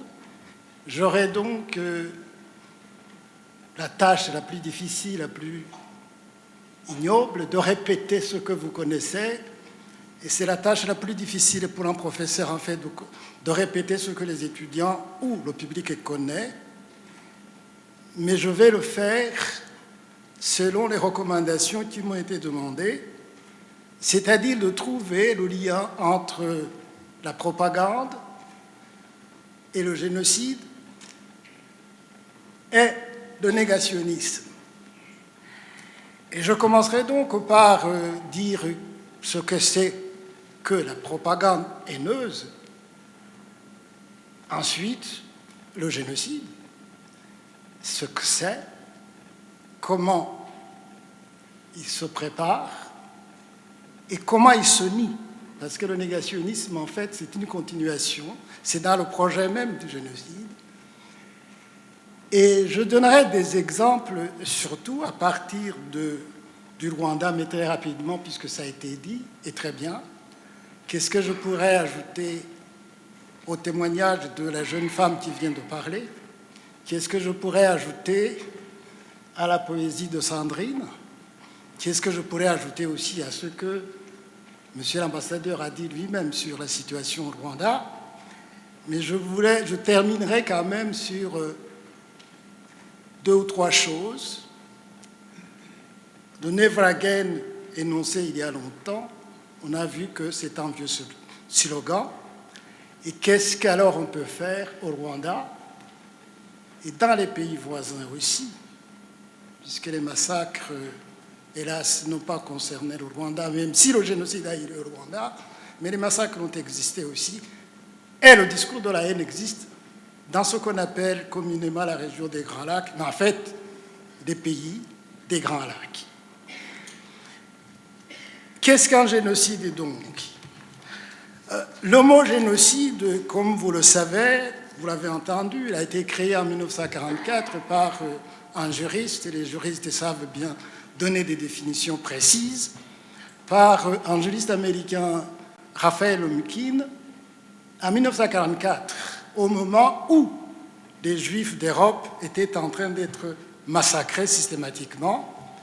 Mais en réalité, Raphaël Lemkin avait en tête un autre génocide, d'autres massacres, c'est-à-dire celui qui a été commis dans l'Empire ottoman déclinant à la communauté arménienne. En fait, c'est ça qu'il avait en tête, et parce qu'il avait vu qu'il y a des similitudes entre ce qui se fait en Europe, ce qui s'était passé aussi dans l'Empire ottoman déclinant, c'est-à-dire au moment où il y avait la guerre dans l'Empire ottoman qui se démembrait. Et il a dit tout simplement une définition sèche, c'est le génocide à la destruction délibérée, planifiée, systématique de personnes humaines. Bon. Et j'ajouterai en bout de ligne ce que les juristes n'ajoutent pas et ce que d'autres sociologues ajoutent et de politologues, de personnes innocentes. C'est-à-dire, ce n'est pas de tuer un groupe de façon systématique, mais c'est qu'on accuse de rien ce groupe. Mais en disant cela, ça semble très facile au fond, mais au fond, c'est plus difficile qu'on ne le pense d'expliquer, du point de vue pédagogique, dans le sens simple, c'est-à-dire d'enseigner ce qu'est un génocide, puisque le public dit, mais au fond, si on les tue, ils ont commis quelque chose. On a beau expliquer comment ça s'organise, comment l'État a fait ceci, mais non, c'est très compliqué à expliquer. Pourquoi? Parce qu'au fond, le génocide aux citoyens innocents, je dis innocents, par l'État, chargé de les protéger, demeure une pensée indicible.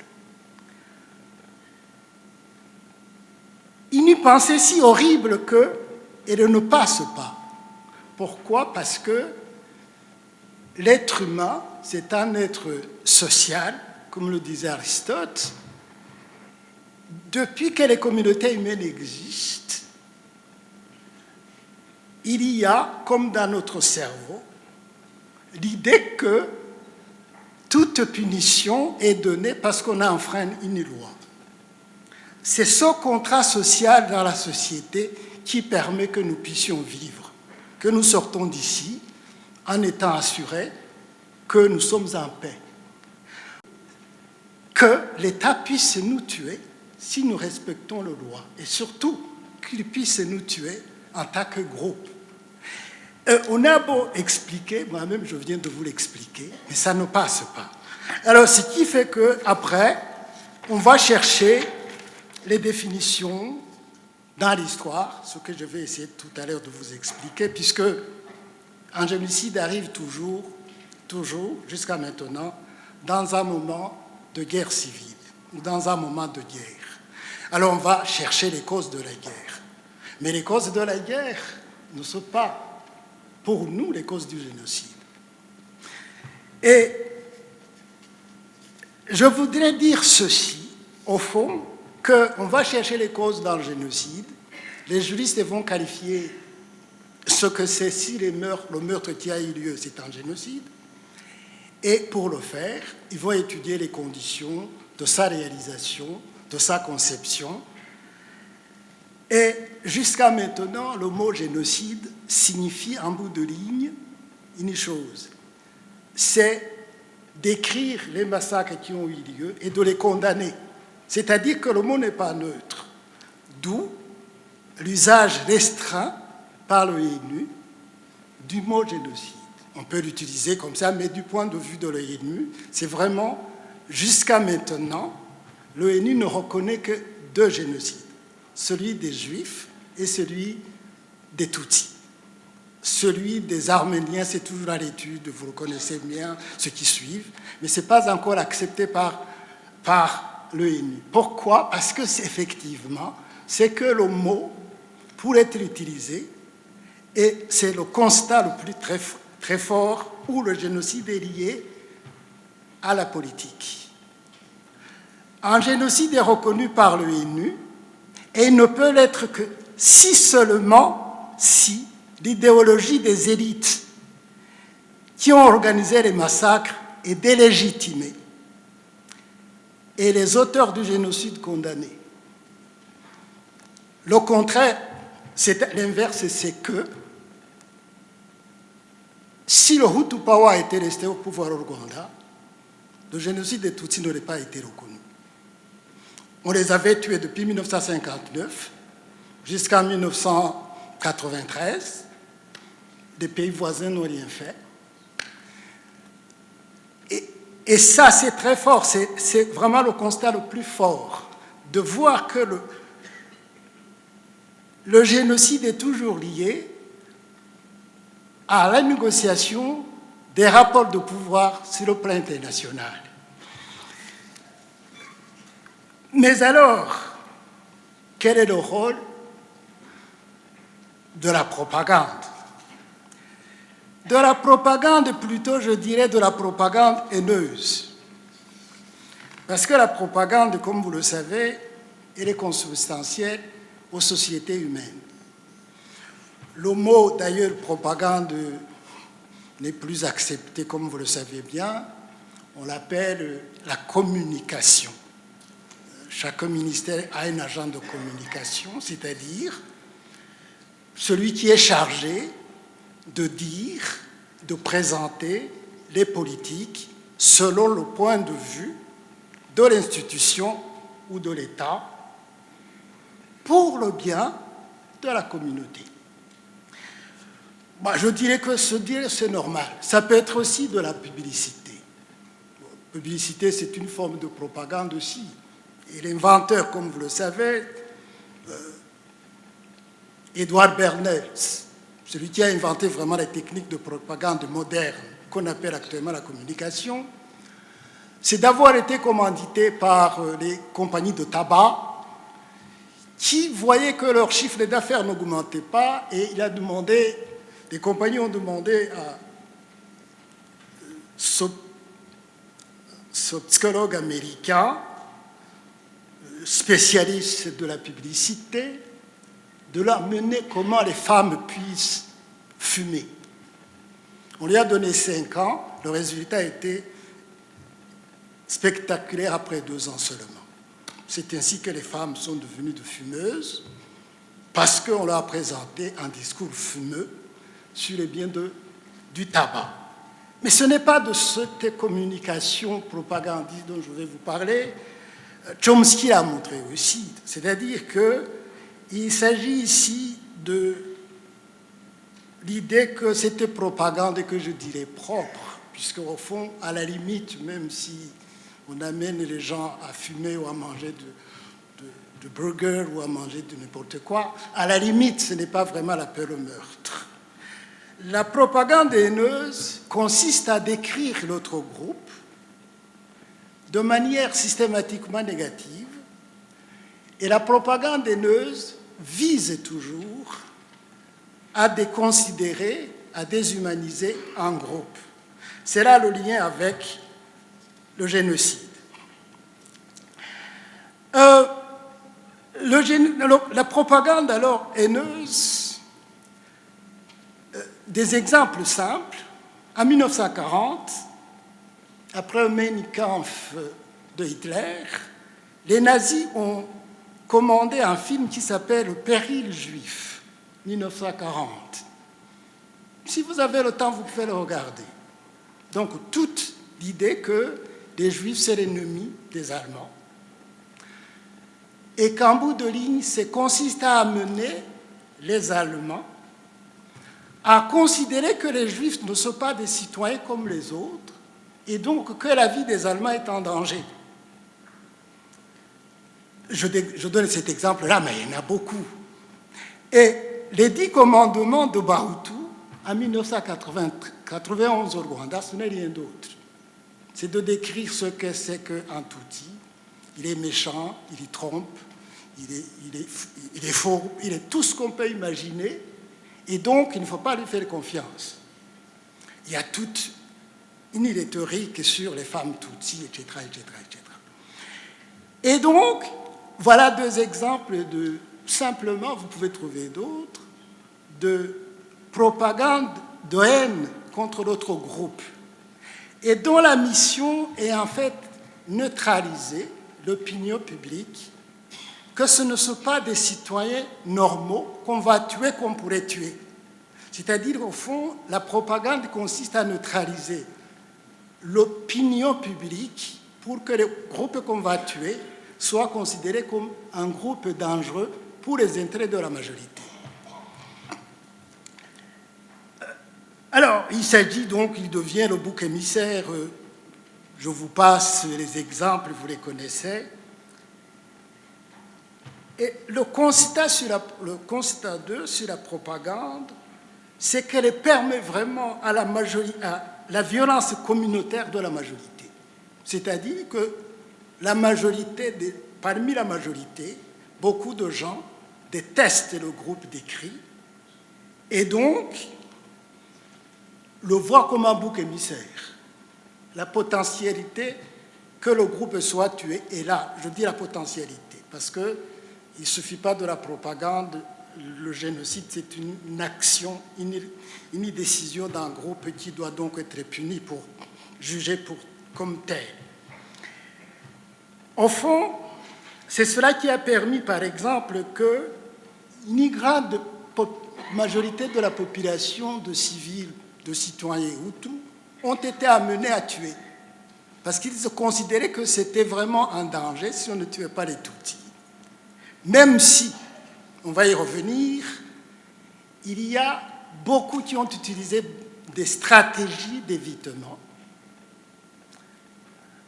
pour ne pas participer activement au meurtre. Cela a permis, par exemple, aux Européens, toute l'Europe, à devenir indifférente. C'est ça, en fait, la visée de la propagande. Ce n'est pas que tout le monde tue. Nous allons revenir sur le cas du Rwanda, qui est un cas particulier, mais en fait, c'est de neutraliser l'idée de sympathie pour le groupe ostracisé. Alors, pour le cas du Rwanda, précisément, puisque je viens de montrer comment la propagande a fonctionné pour neutraliser l'opinion à l'intérieur, quelles sont au fond les causes lointaines alors? Qu'est-ce qui a fait que le génocide arrive quand même au moment où les fondements de l'édifice sont tremblés, c'est-à-dire où le pays n'a plus les valeurs du vivre collectif. Les causes profondes proviennent au fond, ce n'est pas une simple accusation, c'est un constat, viennent de l'impact de la colonisation sur les institutions de l'Afrique précoloniale. Ce sont des institutions simples qui ont permis aux gens de vivre pendant des siècles ensemble. Mais en même temps, les institutions sont détruites sur le plan politique, sur le plan religieux. On impose la nouvelle religion, absolument. Et en plus, l'indépendance arrive où les nouvelles élites n'ont pas suffisamment de temps pour créer les nouvelles bases de la gouvernance moderne, c'est-à-dire comment penser le vivre collectif ensemble. Cela demande du temps. Pensez en Occident, quand les premiers balbutiements des parlements commencent au XVIIe siècle en Suède et en Grande-Bretagne. Ça a pris combien de temps pour que l'Allemagne devienne vraiment une démocratie? Ça a pris combien de temps pour que les femmes puissent voter? Savez-vous que dans un canton de Suisse, l'un des cantons suisses a autorisé le vote des femmes en 1991.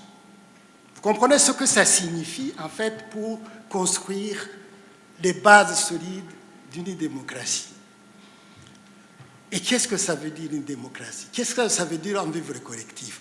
Cette faille, elle reste encore en Afrique. Ce sont des sociétés fragiles, très fragiles.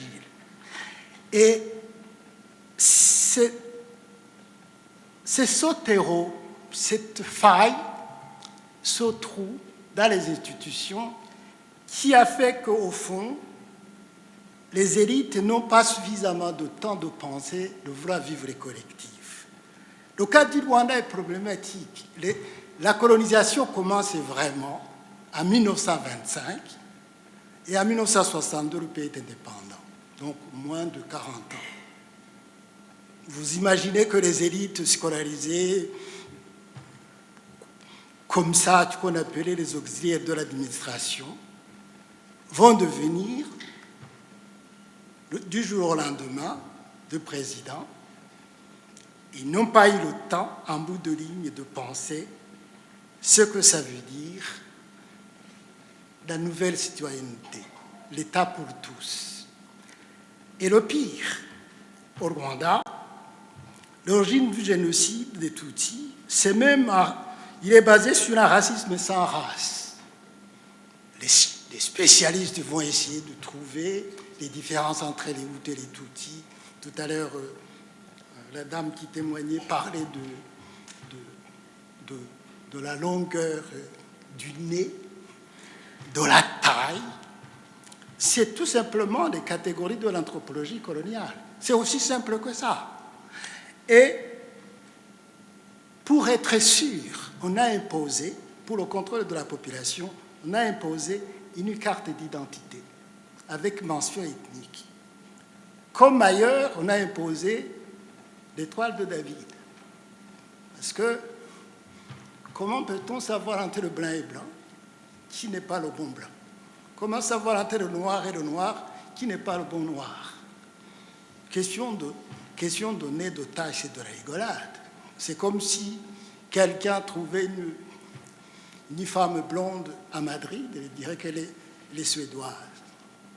C'est-à-dire, ces choses-là en disant que les Tutsis sont grands, les Hutus sont petits et vice-versa. Mais la politique a joué son jeu, puisque déjà, en 1960, 2 ans avant l'indépendance, les autorités coloniales ont décidé que dorénavant, le Rwanda va être dirigé par les élites Hutus. En 1960, donc c'est une organisation, c'est une gestion de l'État colonial, simplement, qui chasse de l'administration coloniale tous les chefs Tutsis. C'est un choix. En fait, qui étaient des princes. Ce n'étaient même pas des Tutsis petits. C'était des princes.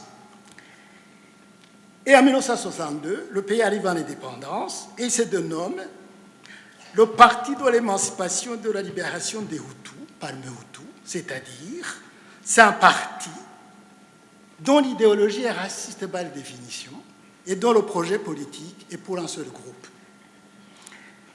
L'ONU, parce qu'il existait, a envoyé une mission d'observation sur l'organisation des votes, parce qu'il y avait le résident colonial qui avait décidé d'en découdre avec les élites Tutsis.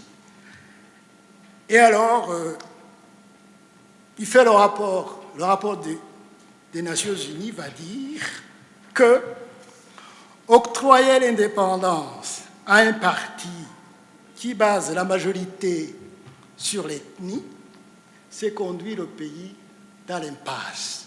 Le rapport s'appelle le rapport de Saint-Ville. Il existe. Et il a eu raison. Et dorénavant, les Batutsis des années 60 qui ont fui, ils y considèrent l'ONU comme un conte pour enfants, à Kavumbura Mashiga. C'est-à-dire, c'est un conte qu'on raconte à un enfant qui a peur que s'il sort la nuit, l'animal va l'attraper. Et en 1994, on a dit de minoire que c'est la minoie, que l'ONU ne fait que parler.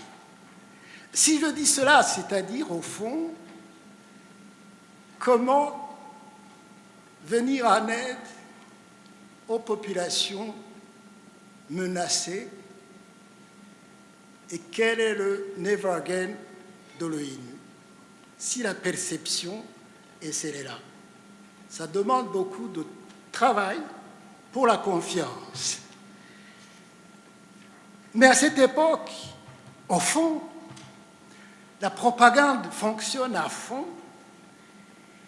mais elle est basée sur le contrôle vraiment des documents administratifs. L'enfant va à l'école, il est qualifié de Hutu, de Tutsi ou de Twa. Tout à l'heure, quelqu'un a dit ils ont été tués parce qu'ils sont nés Tutsi. On n'en est pas Tutsi, on n'en est pas Hutu, on le devient. C'est comme la parole de Simone de Beauvoir. On n'en est pas femme, on le devient socialement. Parce que c'est ça, au fond, un enfant ne n'est pas blanc, ne n'est pas noir, ne n'est pas ceci ou cela, il le devient par le discours de socialisation. Et c'est la même chose au Rwanda, alors, dès l'école, l'enfant a une fiche signalétique qu'il est Hutu, Tutsi ou Twa, et cela va compter pour une autre décision de contrôle des populations, les quotas dans les écoles secondaires, à l'université et au travail. Ce n'est pas le mérite qui compte, mais c'est les quotas qu'on attribue à chaque catégorie des Hutus, des Twa, des Batutsi. C'est-à-dire qu'au fond, c'est une société qui va fonctionner comme ça, sur des bases raciales. Par exemple, la propagande est très forte aussi, parce qu'en 1973, au fond, on va décider de chasser des élèves du secondaire Tutsi, de l'université, des fonctionnaires de l'État, à partir de l'idée qu'ils sont Tutsi, et qui va organiser cela? Ce sont les autres jeunes de l'école, parce que mobilisés par la propagande, sont les collègues du travail, sont les autres condisciples de l'université, comme ça, naturellement, par la simple propagande, pour montrer combien la propagande est très forte. Et je dois dire aussi que pendant cette période-là, ce que montrait la recherche, c'est que bien que les Tutsis sont contrôlés, mis à l'écart, les chassent systématiquement, il n'y a pas encore le discours de la mise à mort collective, et ça viendra dans les années 60, dans les années 80. Je n'entre pas dans les détails, tout a été dit, mais je voudrais dire une chose, c'est que le génocide a eu lieu avant de tuer le groupe ostracisé. On tue d'abord, parmi le groupe majoritaire, ceux qui tiennent un discours opposé. Et en 1994, on a commencé d'abord, dans la nuit du 6 au 7, on a tué tous les ministres Bahutu qui étaient opposés au projet génocidaire. Je nomme ici deux, en signe un rappel de leur courage. C'est la première ministre, Agathe Uwilingiyimana, qui était donc nommée Premier ministre. Cette femme courageuse aussi, qui avait aboli les quotas dans les écoles quand elle était ministre de l'Éducation, 2 ans auparavant, qui était chimiste de formation, mais qui était devenue politique pour, dira-t-elle, éradiquer cette injustice dans la société, surtout à l'école. Mais aussi le président de la Cour constitutionnelle, celui qui était chargé des garants de la Constitution, Joseph Karugarama, qui avait eu cet un juriste de renom, et tous les autres membres des partis PSD, PL, MDR libéral, donc tous les Hutus libéraux vont être tués pendant ce temps-là, avant le massacre de tous les Tutsis.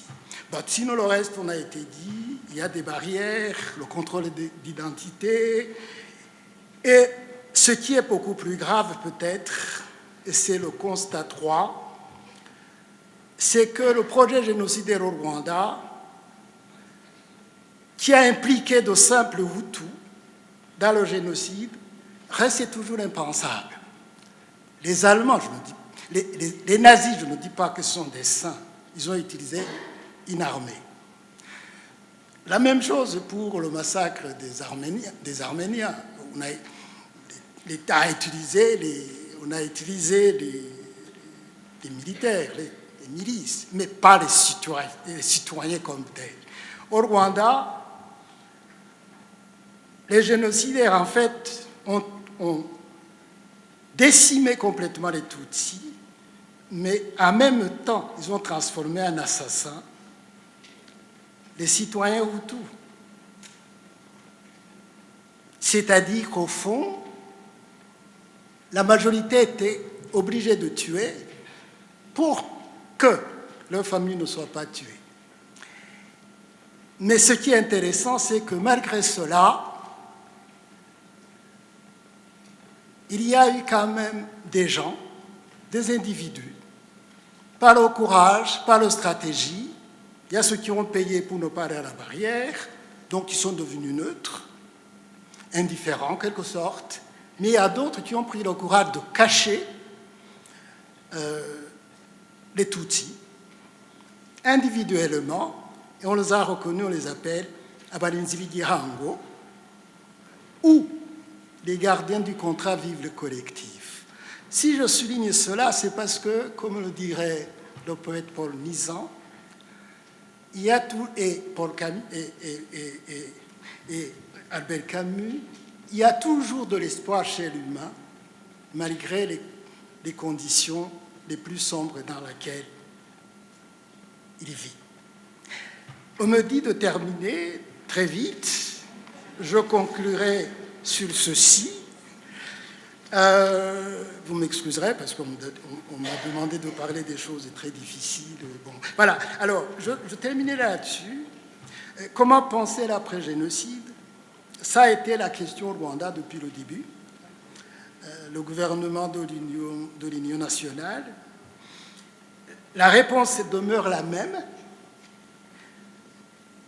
Penser l'espace public pour tous, éradiquer les lois de ce qu'on appelle l'idéologie génocidaire, disqualifier les partis qui ont participé au génocide. Ce qui reste, ce n'est pas une mince affaire, ce sont les moyens. Il est facile de détruire un édifice, ça prend beaucoup de temps pour le construire. Et la communauté internationale, qu'est-ce qu'elle peut faire dans ça? C'est aussi de résister, de soutenir comme elle a fait après le génocide. Mais surtout, pendant le génocide, je termine là-dessus, il y a eu quand même une parole, un acte dans le sens de résilience. C'est que le général canadien Dallaire, qui a été envoyé là-bas, diriger les troupes dont il n'avait pas la possibilité de diriger, a refusé de quitter au moment où les Nations Unies disaient « quitter le Rwanda ». Il a refusé. Et qu'est-ce qu'il a fait? Il a envoyé les journalistes du monde entier pour qu'ils voient ce qui se fait. Dans cet abandon de Kigali, en 1994, cette scène terrible, dans un film majeur, Samtanapo, où on voit les miliciens en face de l'école technique de Kichikiro, avec les réfugiés qui sont là, et les troupes des Nations Unies qui les gardent, et on les appelle de quitter, ils s'en vont directement à l'aéroport, les miliciens rentrent, je vous passe le reste. Et le général Dallaire dit, je reste, avec quelques contingents sénégalais, je termine, ghanéens et tunisiens, les seuls africains, malgré les moyens simples, il a appelé à ce que le monde voit ce qui se fait dans ce qu'il a appelé lui-même la faillite des Nations Unies. Mais en même temps, si je le dis, c'est-à-dire que pour les Rwandais, je parlais tout à l'heure d'Igirango, comme une promesse malgré tout, d'aller aussi rester pour la communauté internationale, une promesse que tous n'abandonnent pas les gens en danger. Et je vous remercie.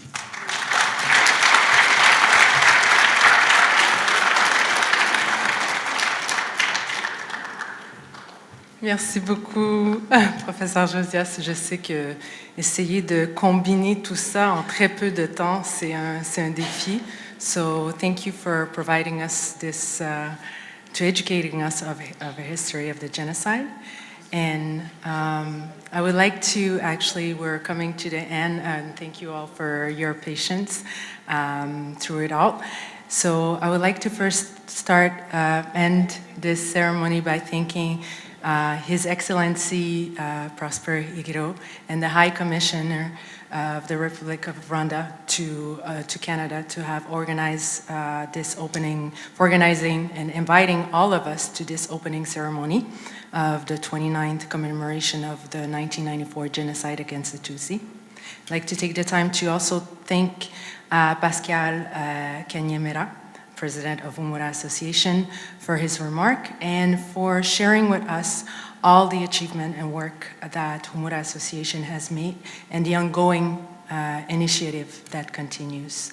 Thank you to Sandrine Ngouda and Ryan Kirenga for sharing their poetry with us. Thank you to Geraldine Umurisa for the courage of sharing her story with all of us today. Thank you, Honorable Greg Ferguson, for his remarks and continued support to our community.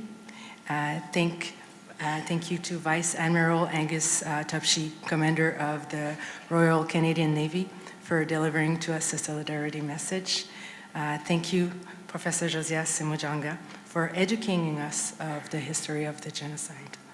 And thank you to all our distinguished guests, friends, and friends of Rwanda, and all of you who attended today's ceremony.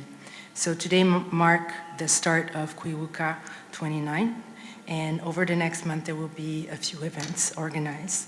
And I would like to invite you all to go on the High Commission website, rwandaincanada.gov.rw, if you want to have more information about some of the activities and events that will continue. So you can follow them on Twitter and IG. And on my personal name, I would thank you all for attending today.